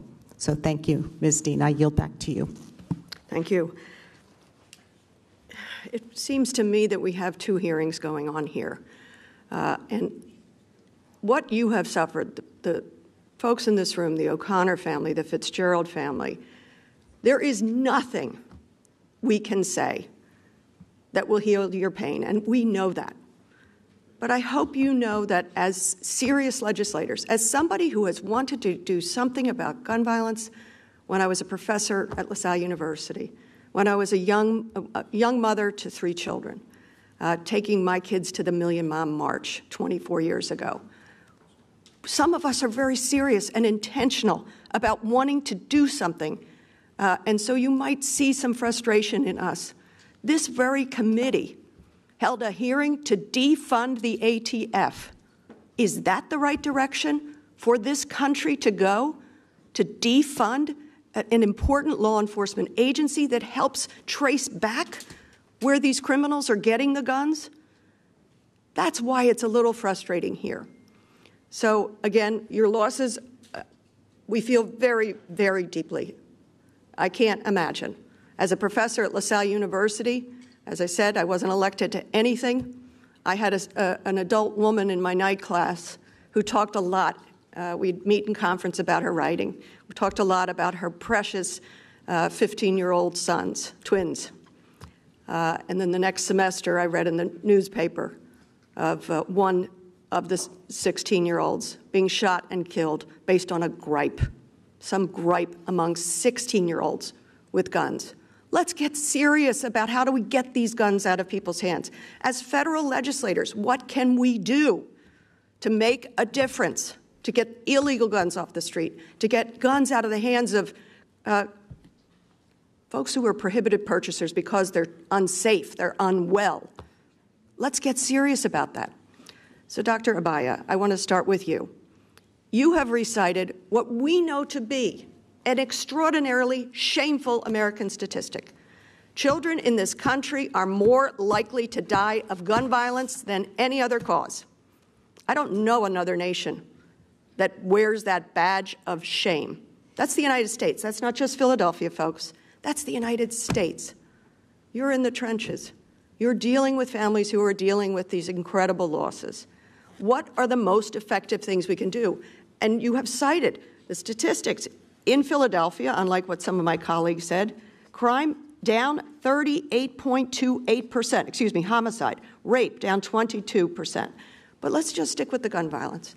What are the effective things going on in this city, regardless of the Krasner argument that's going on? What's going on that's effective and is bringing down this rate? Thank you so much for that question. So a public health approach to addressing this issue really consists of identifying modifiable risk factors in community. This is something that's worked with a myriad of diseases that have had successful public health interventions over the years. What are the modifiable risk factors that can be intervened upon within community? These start with the individual, but also involve the entire community, even the built environment. And right here in Philadelphia, some of the most seminal studies have been done that demonstrate the impact of these strategies. So I mentioned CVI. These are strategies that identify people who are at highest risk of near-term violence with an aggressive case management plan. These people are engaged by someone that they trust, someone who can pull them from the cycle of violence for a period of a minimum of months. This is not a short-term engagement. It's not a Band-Aid. It's a way to significantly alter a person's life course forever. What we really want for community safety is for people to not enter into violent situations and then be withdrawn and then enter and withdrawn. We've seen that in our homicide review cases when I was at the health department. We saw those cycles of continued exposure, repeat injury over and over again. Interventions that intervene when we recognize those modifiable risk factors and transform them, address them sustainably by providing, for example, employment where someone has an actual place to go day to day, cognitive behavioral therapy and other types of mental health interventions. Those strategies are known to be effective. There are other things that have been studied in the city of Philadelphia, such as changes to the built environment, as I mentioned, greening, which had a measurable impact on reducing violence in the areas that were transformed. This is community transformation that has impacts actually beyond gun violence. So I think that the thread of hope here is that there are interventions that are proven. There's promising research being conducted every day, and there's a lot to invest in that could really change lives. Thank you for your work on this. What is a public health crisis? We have another public health crisis going on, which is addiction. And so I invite the chairman to please come. Take a look at what is going on in Kensington if you want to be serious about doing anything around addiction and mental health. And I'll end with Mr. Garber. That's a public health approach. What have you been doing at the state level that's been successful with the Democratic House that we should take to the federal level?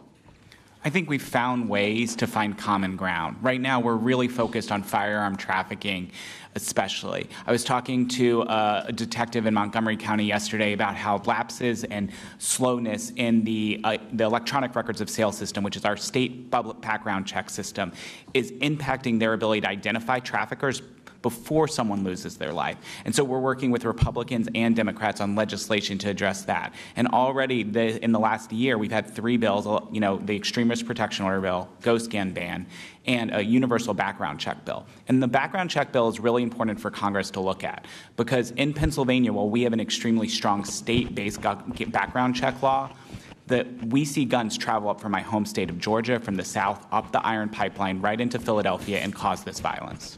I thank you, and I thank you, Mr. Chairman. I'll yield back. Excuse me. I do have a unanimous request.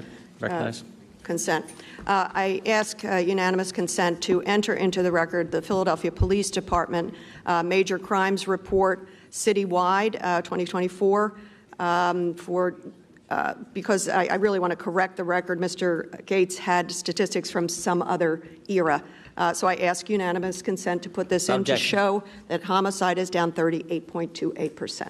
Without objection, gentleman yields back. Gentleman from Virginia. Mr. Chairman, can I recognize for unanimous consent? Sure.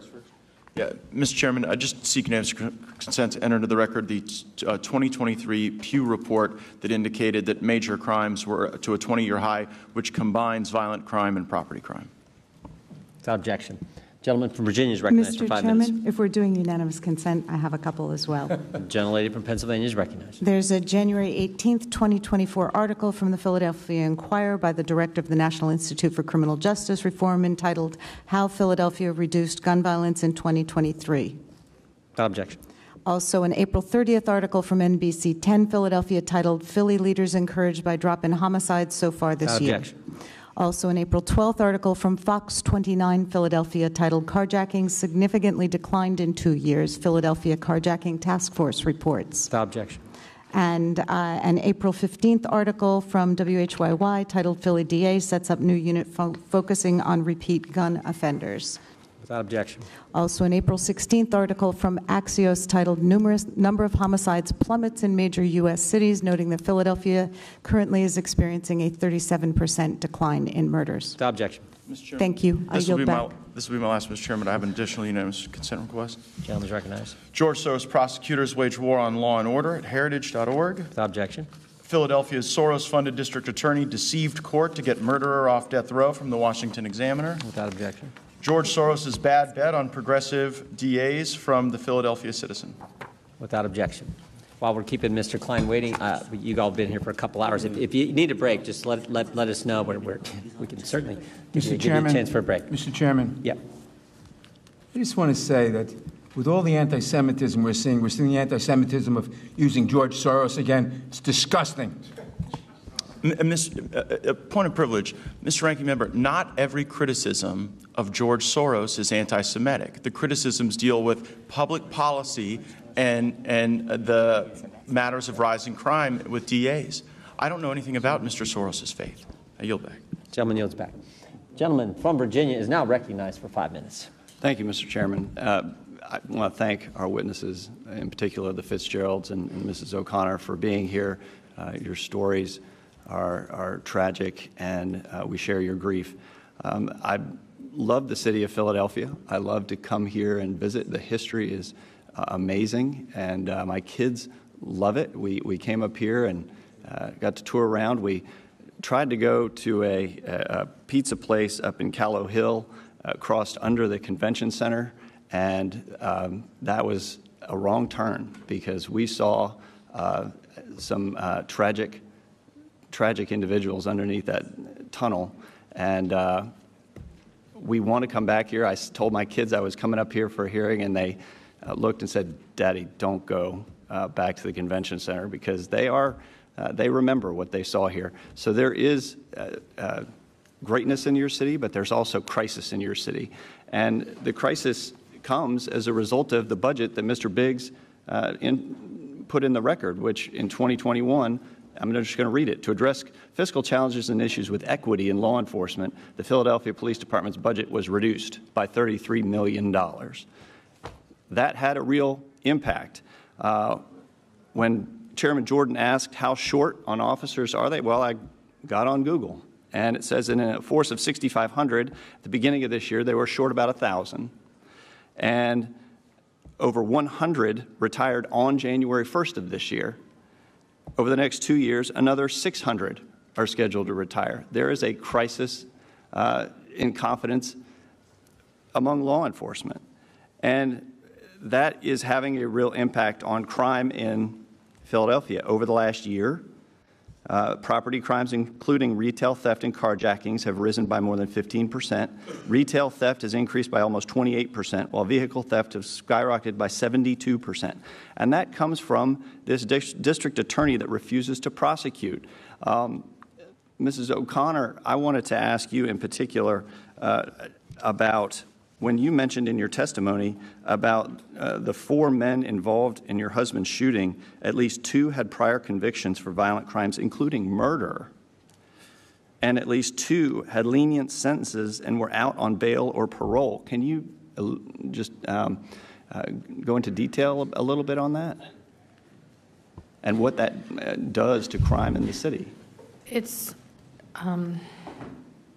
again, I wish I had the time to go through and pull up all 4 of their prior arrests.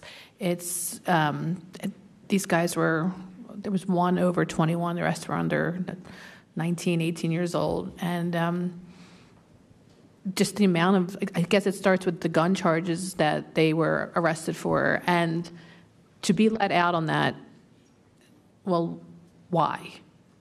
You know, you commit a crime, you should be in jail, you should stay there. And to be let out, and then to find out, like I said, the main shooter, 5 names he wrote on that wall in prison cell, proudly, very proudly. I mean, 19 years old. It doesn't make any, at the time of the case, my daughter was 19. I'm like, this woman's in the Air Force trying to get her, life together and figure it out. Or she could have sat home and just shot people and sell drugs and got away with it for how many years? This just didn't need to happen, and it's continuing to happen. And, the low bail is what brings people out. And this is why I said federally, thank God that this job is not in Larry Krasner's hands. I would totally believe that at least 1 to 2, maybe 3 of them would be out by now. And and there's so much, the crime is just out of control. And I get really emotional talking about it because Jim should still be here. It is, and he should still be here. And in fact, they're trying to take more away from Mr. Krasno. I'm noticing that the governor just signed Act 40 into law in the final months last year to allow the state's attorney general to appoint a special prosecutor on any crime that occurs within 500 yards of a SEPTA property in Philadelphia. It allows the special prosecutor to intervene in all such cases through 2026, which is when Krasner's current term would end. So hopefully they're going to be able to take more away from Krasner so that he won't be able to dismiss and ignore the crimes that are occurring across this city. Mr. Pichetto, in my final seconds, I wanted to ask you about the attempted impeachment of Mr. Krasno. He was successfully impeached in the House, and then he sued to block it, the trial in the Senate. Is that correct? That is absolutely correct. And can you talk about the effort that you undertook and how it seems that it was thrown out by a single judge, and what that does to Mr. Krasner's, willingness, as it were? Is he just going to be encouraged by that to continue to try and ignore more crime in the city? I think he is, and, it was even worse than that. What happened was in the September-October terms of the 2022 House Republicans impeached Larry Krasner. And just like in the federal model, in the state model here in Pennsylvania, from there it goes to a trial in the Senate. Unfortunately, the House changed control in the November 2022 elections, and they lost 13 sitting Republicans, converted to Democratic control. And as soon as that happened, they fired the House manager of the impeachment process, who had engaged me.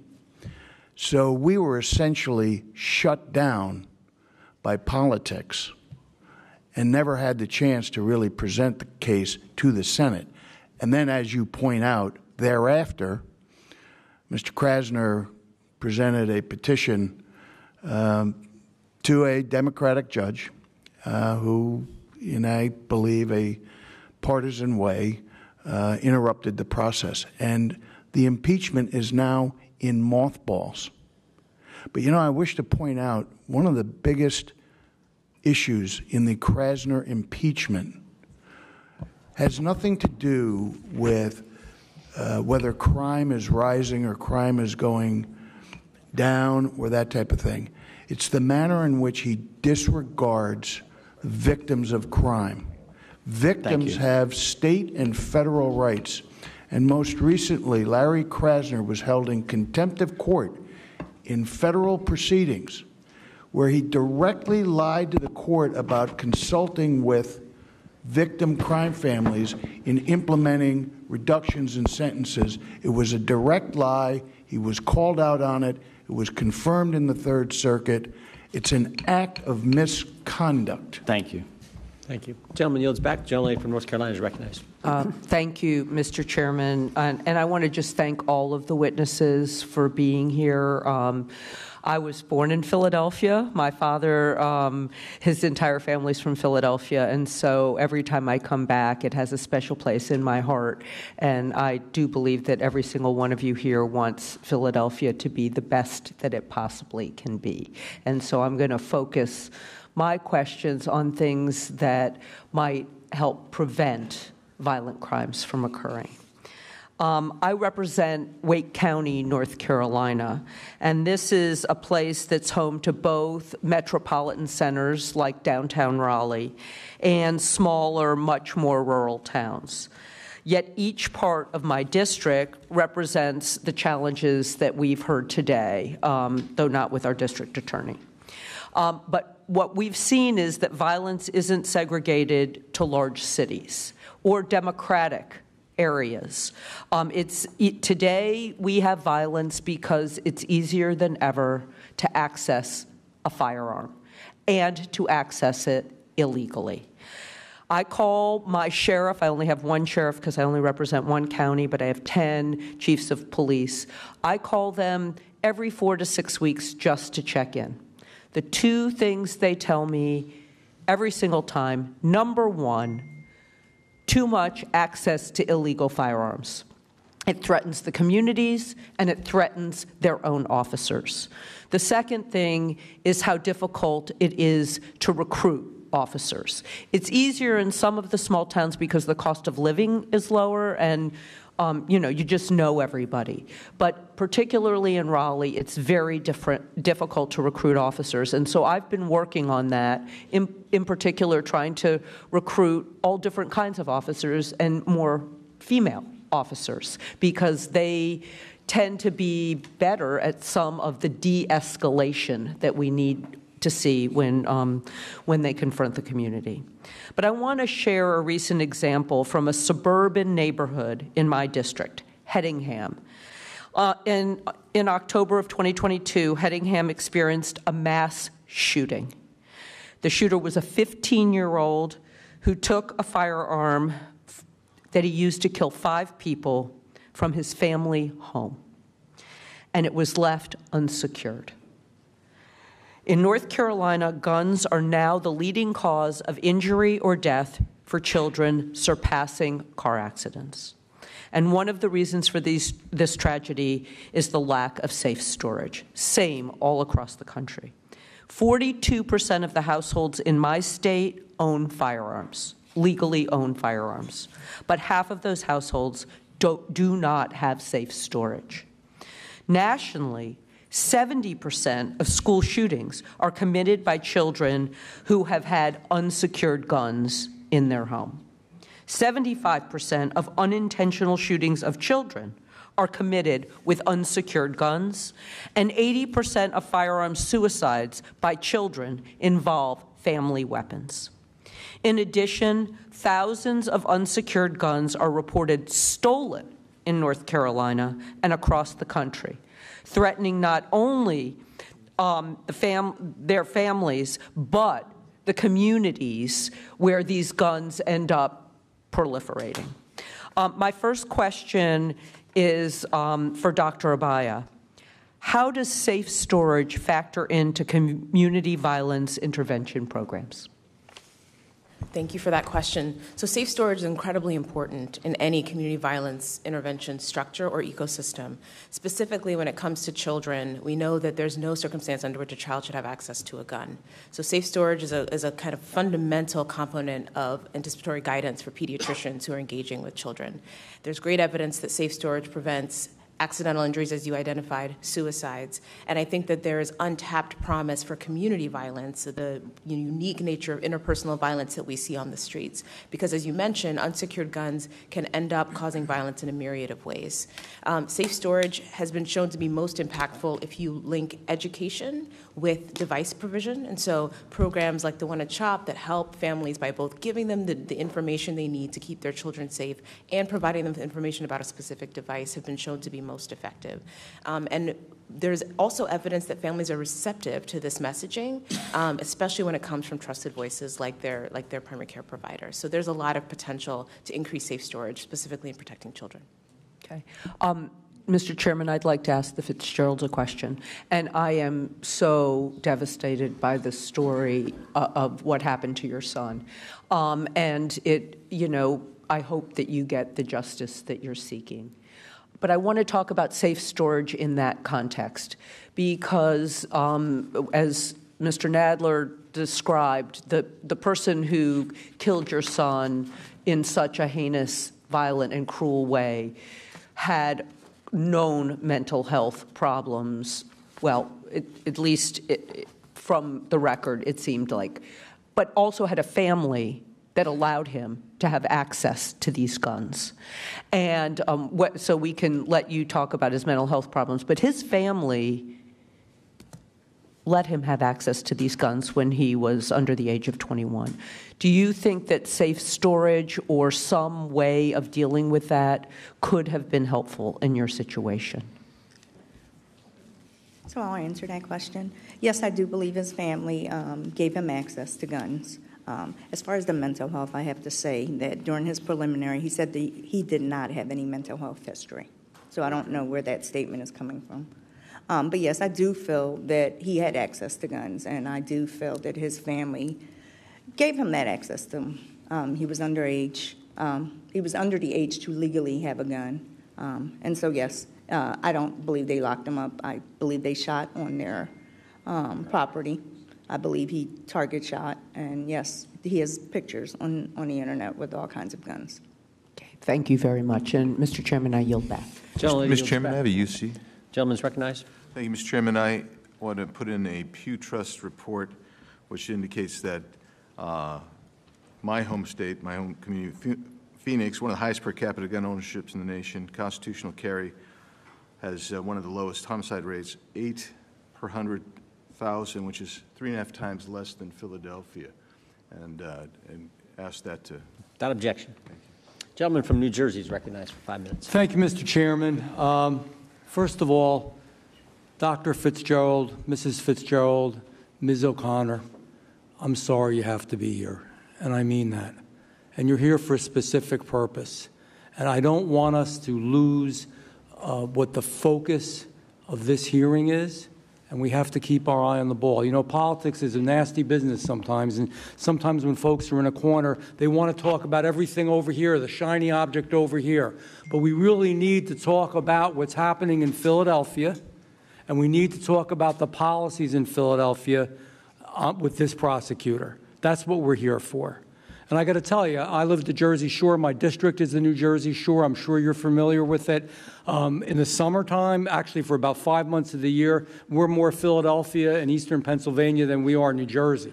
We're outnumbered. And God help you, if you're a Yankee fan or a Knicks fan, you're in big trouble. I talked to a lot of law enforcement. A lot of law enforcement come down to whether it's Sea Isle City, Stone Harbor, Avalon, et cetera, Cape May. And they all say the same thing. They are afraid to do their job in Philadelphia.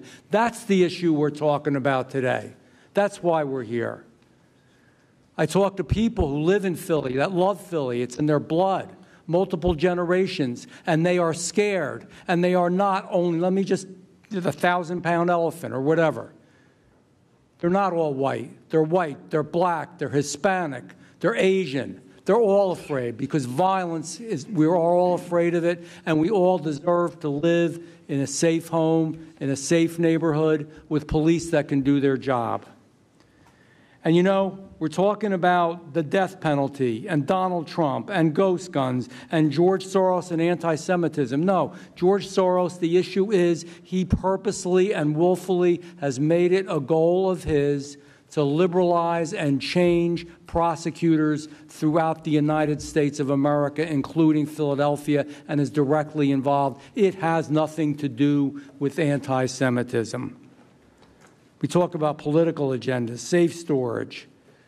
That's not the issue today. They're important issues. Some of them are. Some of them, quite frankly, aren't, but some of them are. It's not the issue. You know what the issue today is? It's enforcing the law. It's against the law to rape. It's against the law to murder. It's against the law to beat people to death. It's against the law to distribute drugs. It's against the law to carjack. It's against the law to steal it. But we are not enforcing the law in the city of Philadelphia and in many other locations in the United States of America.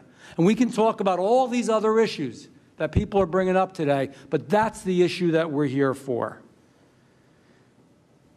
Larry Krasner. I'm sorry, I'm going to say it because, you know, I'm a blunt guy. I'm not an attorney, I'm a dentist. And we just say it right out there. He's a bad guy. He's doing bad things. Larry Krasner, cops are in danger because of what he does. Larry Krasner, and I hate to say it this way, I don't know how else to say it though.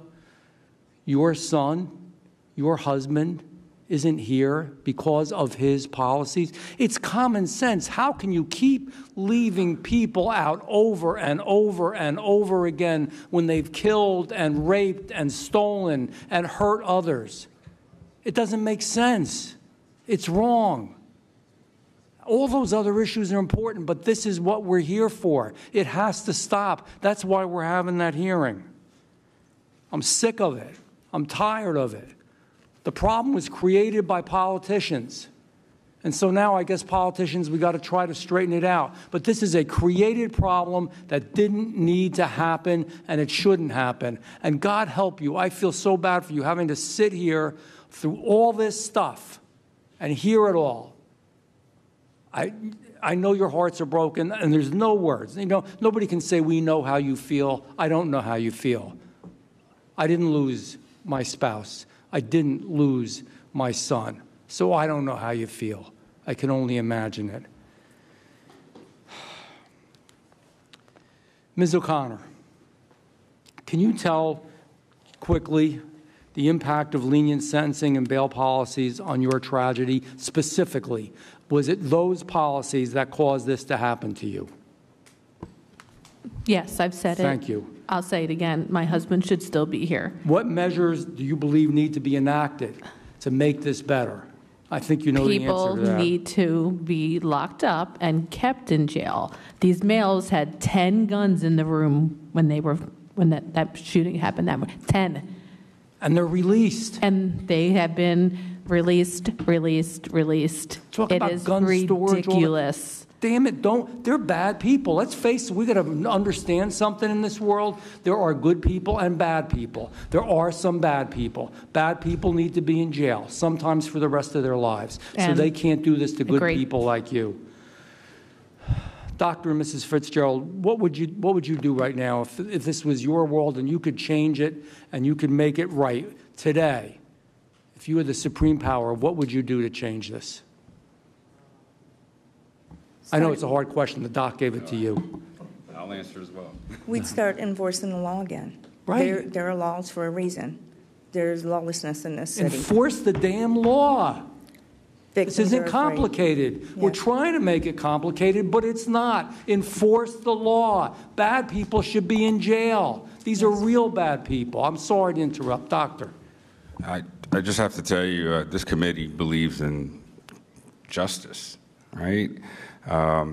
Part of what we have to do is start making sure that the folks responsible for facilitating justice for families like ours, and God, I just can't imagine what you've gone through as well. We've talked, but it weighs heavy on my heart. But Mr. Bucchetto got it right. He attempted to enforce ethics upon a district attorney who lacks them. Just a day ago, we're getting off a plane coming from San Antonio, Texas, and we saw a press conference. We saw a presser with Mr. Krasner and Steve Keeley, a local reporter. And Mr. Krasner indicated that he was not aware of this committee meeting until 2 days ago. He said a day ago, but that would have been 2 days ago. That is patently false. And I would ask this committee to investigate that. He should be here. He should man up and be here. I agree with you, but I think that we have to be really intentional about what we're saying here. And this is, we have a district attorney in one of the largest major cities in the country who on television yesterday said he never knew about this meeting, right? My wife and I, on the 24th of last month, were in his presence with my daughter-in-law and about 10 of his people in his office doing the presentation that we told you about. And during the presentation, we informed him of this meeting. And we gave him a hard copy to reinforce it. And thankfully, I sent it to a few other people, so I had a record. So I'd ask this committee, if we believe in justice, to call the person responsible for ensuring that people in this city get justice on the carpet. He should be before you, or summoned before you now, and answer why he would go on television and tell the community here that he's supposed to serve, for the victims here he's supposed to serve, that lie. I can't understand how we can confuse it. We can't write it any other way. He did it, and he needs to be held accountable for it.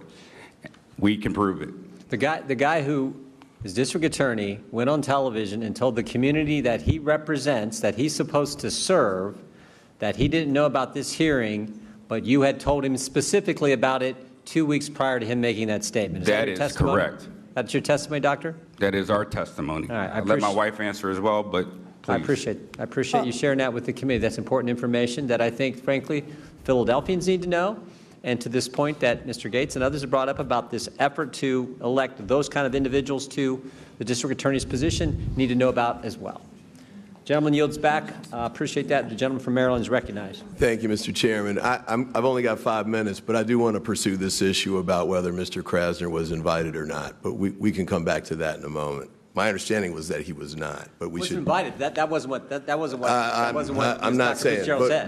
but just for my 5 minutes, We didn't I want invite to him, stick but you with guys that. could have if you wanted to. I just wanted to know if you did or not. No, we didn't. Okay.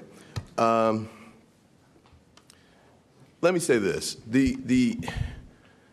there's sort of two hearings going on at once here, and I want to be very respectful, actually, of both. On the one hand, for the Fitzgeralds and the O'Connors, and I want to come back to you in a minute. I'm a former prosecutor at the federal level in Washington, D.C., and at the local level in Prince George's County, Maryland, and I had to handle cases like this, almost exactly like both of those. So I want to talk with you about it. It might make sense to do it offline, but it's a conversation I'd ask to have with you. There's also a lot of numbers flying around right now, too, and I'm not from Philadelphia. I just came up for the hearing, so I'm having trouble piecing them together. So I looked up last night. It says homicides during Krasner's tenure, and I noted that the chairman said in his opening comments that, you know, they peaked in 2021, and that was at 562. They went down in 2022 to 514, and then this past year, 2023, they went down to 410. Now, I also noted when I looked up the election results, he was elected in 2021, with 71.8% of the vote. So I'm having trouble sort of squaring the two together, that he got that, well, I can come to you later, but, you know, how he got that much support. And I guess there's more, you know, there's another election coming up, and I guess we can see how it fares at that point. But I did want to raise this issue, too. As I mentioned, I was a prosecutor. I started in 1990 in D.C. during the height of the crack wars. And the local DA here was a guy named Ron Castile, I guess. In 1989, the homicides were 476. In 1990, they were 500. And I guess he left. That's his ghost turning the lights down? I don't know.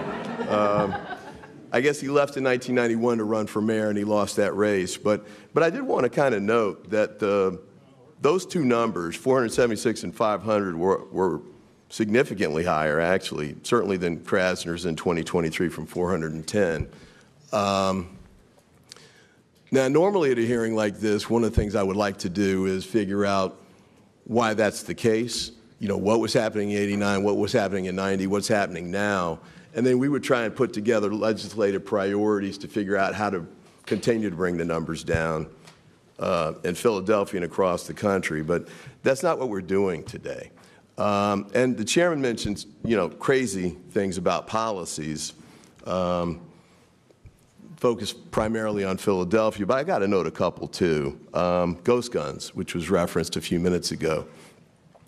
There's legislation in Congress to ban ghost guns, and there's no serious argument for having them available. They don't have serial numbers. The only reason is so they can avoid criminal prosecution.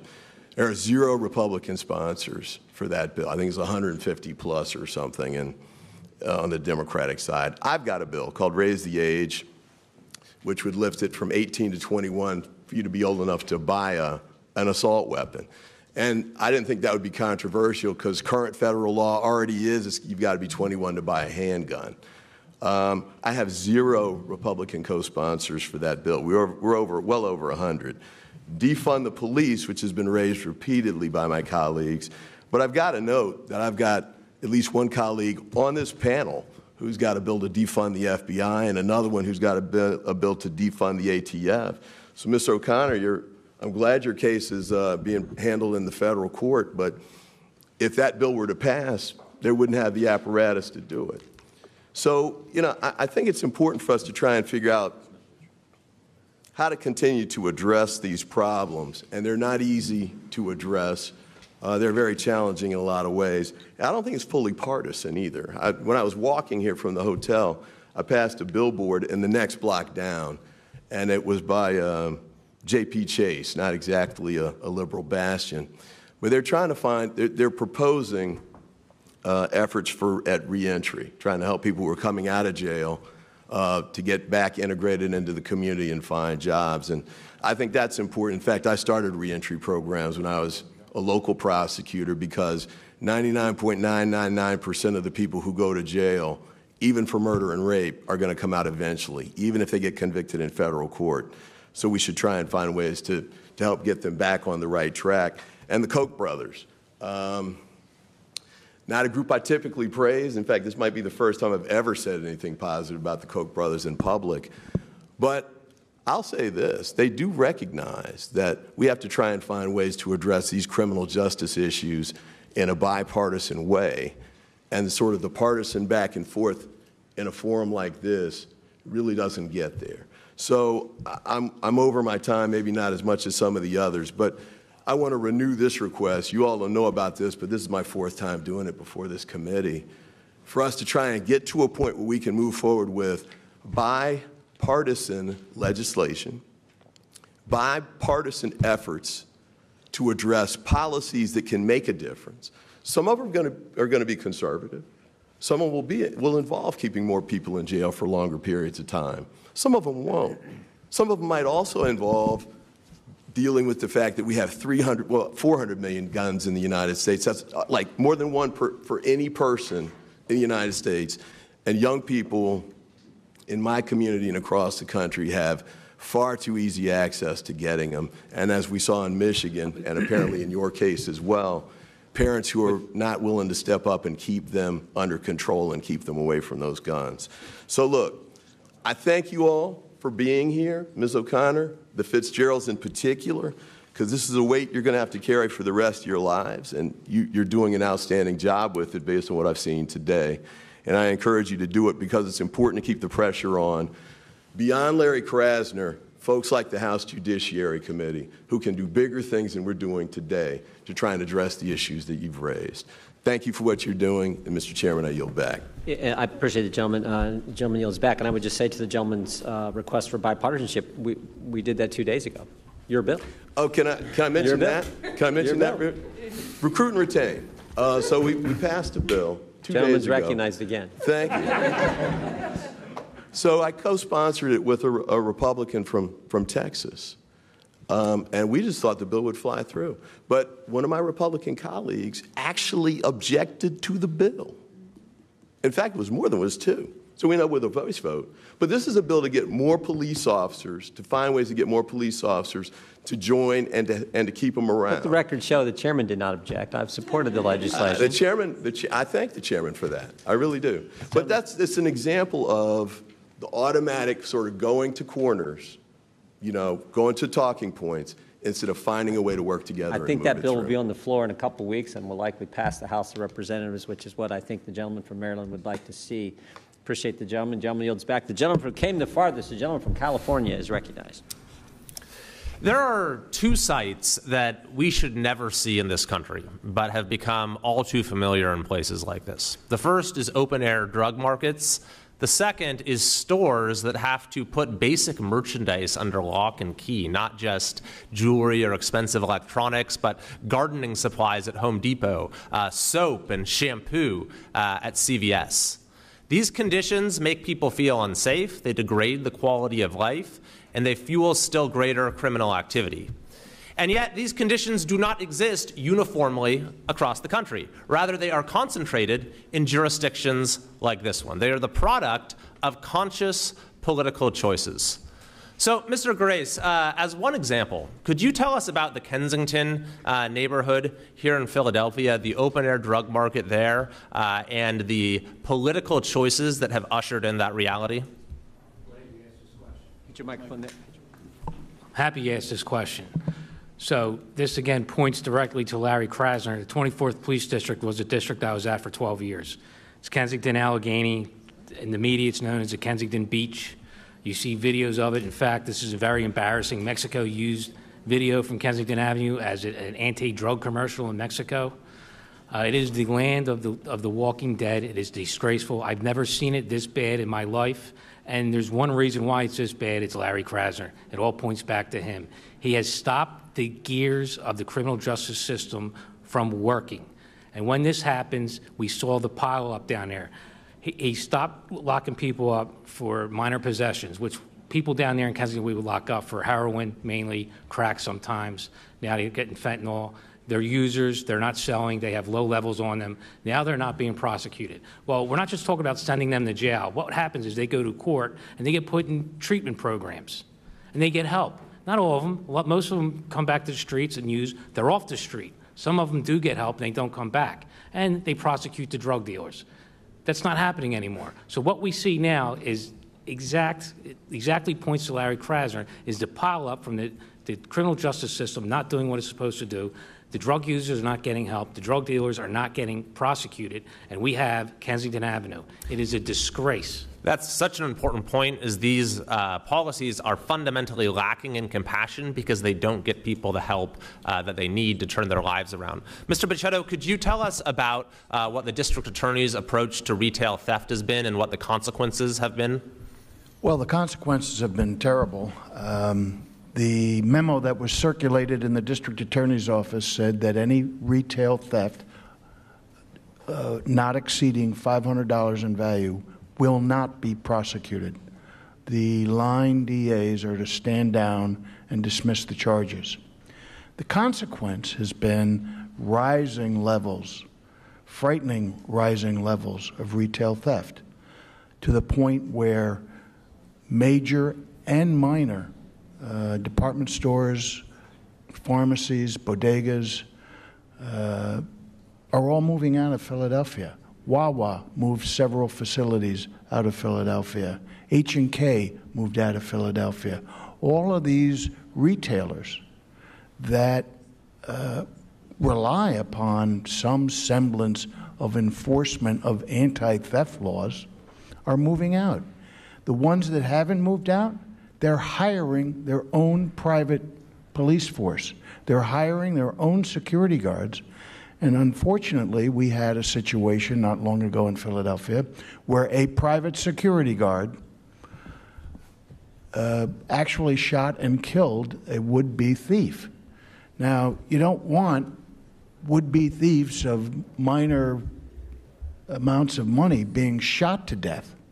But that's what happens when the system won't react and the system won't operate and people take matters into their own hands. That's right. I thought we, years, decades, centuries ago, got past the idea of people taking matters into their own hands and having an organized law enforcement system for a civilized society. That's right. We do not have that any longer in Philadelphia, thanks to Mr. Krasner.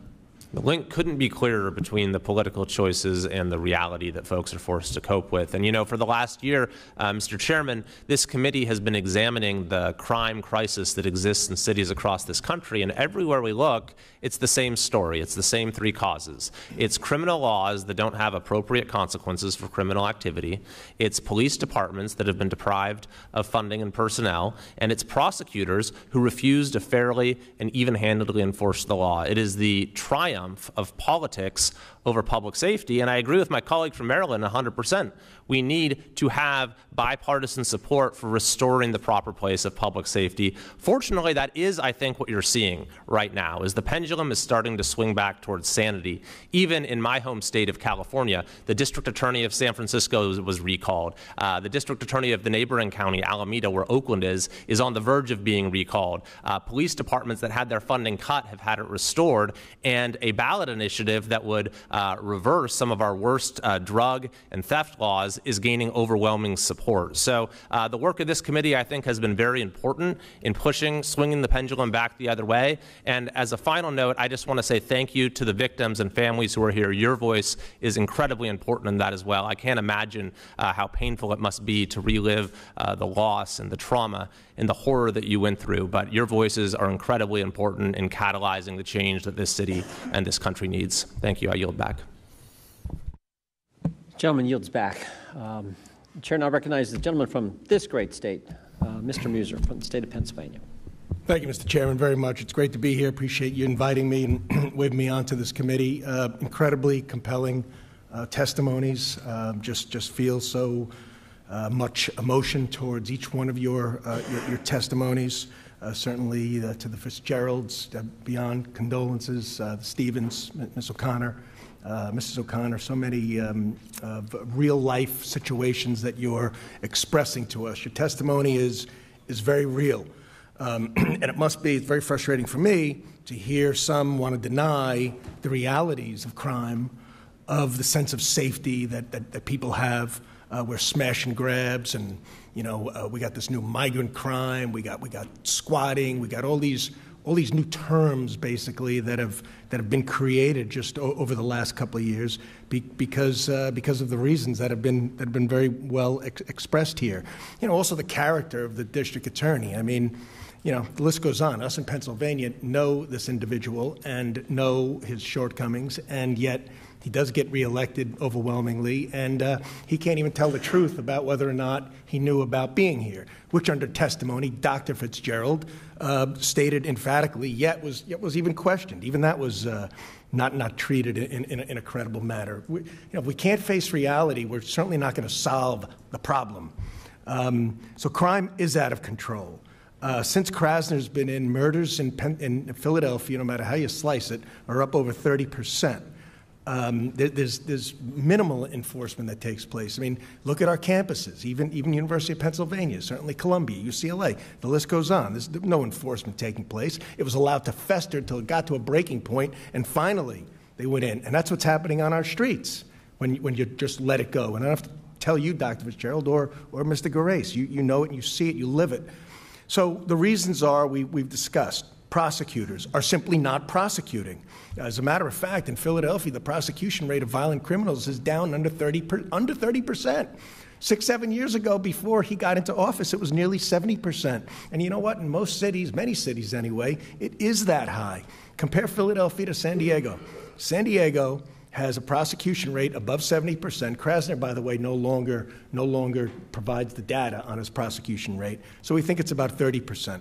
Similar sized cities, Philadelphia is a little bit larger. Philly last year down from 509 murders, which was more than New York City, which with 1/4 the population. Last year was 389. San Diego, that prosecutes violent crimes over 70% of the time, had 45 murders. Homicides, murders. So anyway, and so that's number one. Number two is the defunding of the police. The numbers are clear. The numbers don't lie. Since 2020, the Philadelphia Police Department is down $66 million. Now, the size of their budget and all is, I believe, about $750 million. But I mean, you know, it's almost 10% since 2020 with inflation and everything else. So hundreds, thousands, Mr. Grace stated, down in recruitment and in force. So let's let me ask you, Mr. Fitzgerald. We already stated how Krasner lied, so we won't cover that again.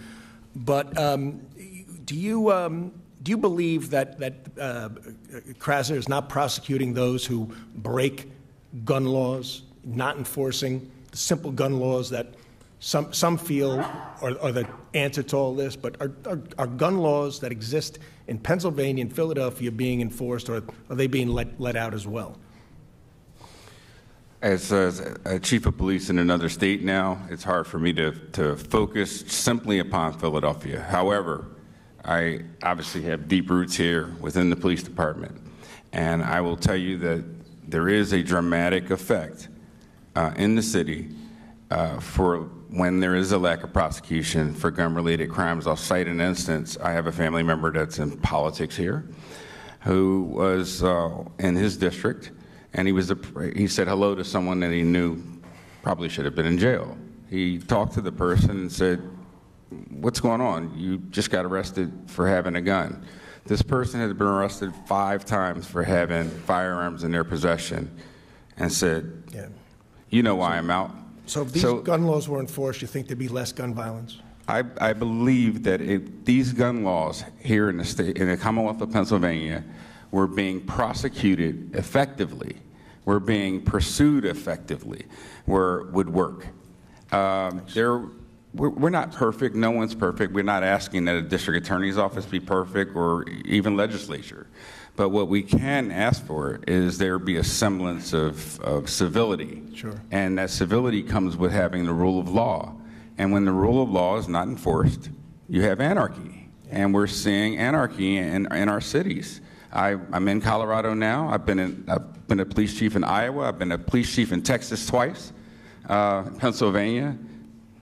Fortunately, I'm able to sort of see across the country what the ebbs and flows of violent crime, cause people, and what gun-related violence cause. Mr. Grace, do you feel that the morale of police is low due to disrespect, defunding, and demoralizing? 100%. So these criminals, they know, they tell these cops to their face, Uncle Larry's going to let me out in a couple hours. That's exactly what happens. So the numbers in these carjackings and shootings, one of the reasons why juveniles are being ushered in, they're being arrested, and they're out within 5 hours. And we all know if the juvenile gets in trouble for something, there's no consequences, they're going to keep going. What can we do about it? Prosecute the crimes. I mean, this is almost a banana republic. It's a joke. It was mentioned as a circus. I know where the clowns are. You keep saying you want new gun laws. Let's enforce the gun laws that are on the books now, and we'll see what happens. We don't need new laws. Yeah. We need the prosecutor to prosecute the laws that are on the books right now. Yeah, and we're talking about Larry Krasner's election results. You need to know the nuances in Philadelphia. Mm-hmm. The election is in the primary. He won by 6%. 17% showed up to vote. That's it. Yeah. You can put a teddy bear could win the primary, and when it came to general election, the Republican will lose to the teddy bear in Philadelphia. That's the way it is. Ms. O'Connor, I'm going to give you a last word, please. Is there anything that you'd like to say to Larry Krasner if he did show up as he was invited? Excuse me, I'm questioning right this moment. Did you folks, did you invite him? The gentleman here did. Oh, hold on a second. Larry Krasner stated that he did not know about, whether we were invited or not, he did not know about the hearing. And Dr. Fitzgerald testified under oath that he did, in fact, know about the hearing. So, excuse me. I think the chairman addressed that a few minutes ago. You want to sit there and defend George Soros? You're the one here who receives contributions from him. Larry Krasner receives $1.5 million. I'm in the middle of my testimony. I'm asking how Mr. Fitzgerald knew that Larry Krasner knew about this hearing. No, we did not. I'm going to let Mr. Fitzgerald explain it because he said it right. What he said was there was a hearing. He told the District Attorney Krasner there was a hearing, and after that, a week and a half later, Mr. Krasner said he didn't know about the hearing. That's not being truthful because he heard it from a guy who was coming to testify and knew about the hearing, obviously because him and his wife are testifying. That's what took place. Well, Mr. Chairman, just to remind you of what you just said a few minutes ago, you stated that the committee had not invited. No, I was Mr. clear Krasner. about that. We didn't invite him. I think that was the only point that was being made. The witness, Dr. Fitzgerald, notified them clearly of Mr. Chairman, I would point out that there is no point. Hang on. The time belongs to Mr. Muser. Mr. Chairman, I would point out that there is no point to Mr. Krasner coming to this hearing if he couldn't testify. Fine. Well, Ranking Member, you lost your credibility. To testify. You lost your credibility when you compared this to a nonviolent, frivolous suit in New York, while we have people here whose family members have been murdered. Okay, your credibility was gone at that point. Ms. O'Connor, back to you, please. If D.A. Krasner were here, what would you like to say to him?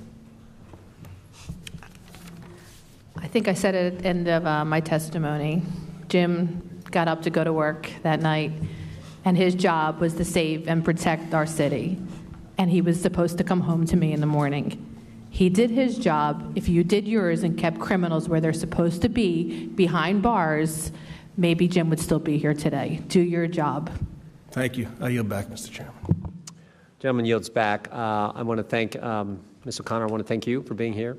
We thank we thank Jim for his service to this community, to our country, and your family as well, and to Dr. and Mrs. Fitzgerald. The same to you for what Christopher, how he served. Marissa, thank you as well. God bless you for being here. And I want to thank all our witnesses for being here today in this important hearing where I do think, as I indicated for Mr. Ivey, where we can do some bipartisan things that will help, but we also got to get rid of the crazy policies that are I think, leading to the consequences that we see in so many communities. That concludes today's hearing. Without objection, all members will have 5 legislative days to submit additional written questions for the witnesses or additional materials for the record. The hearing is adjourned.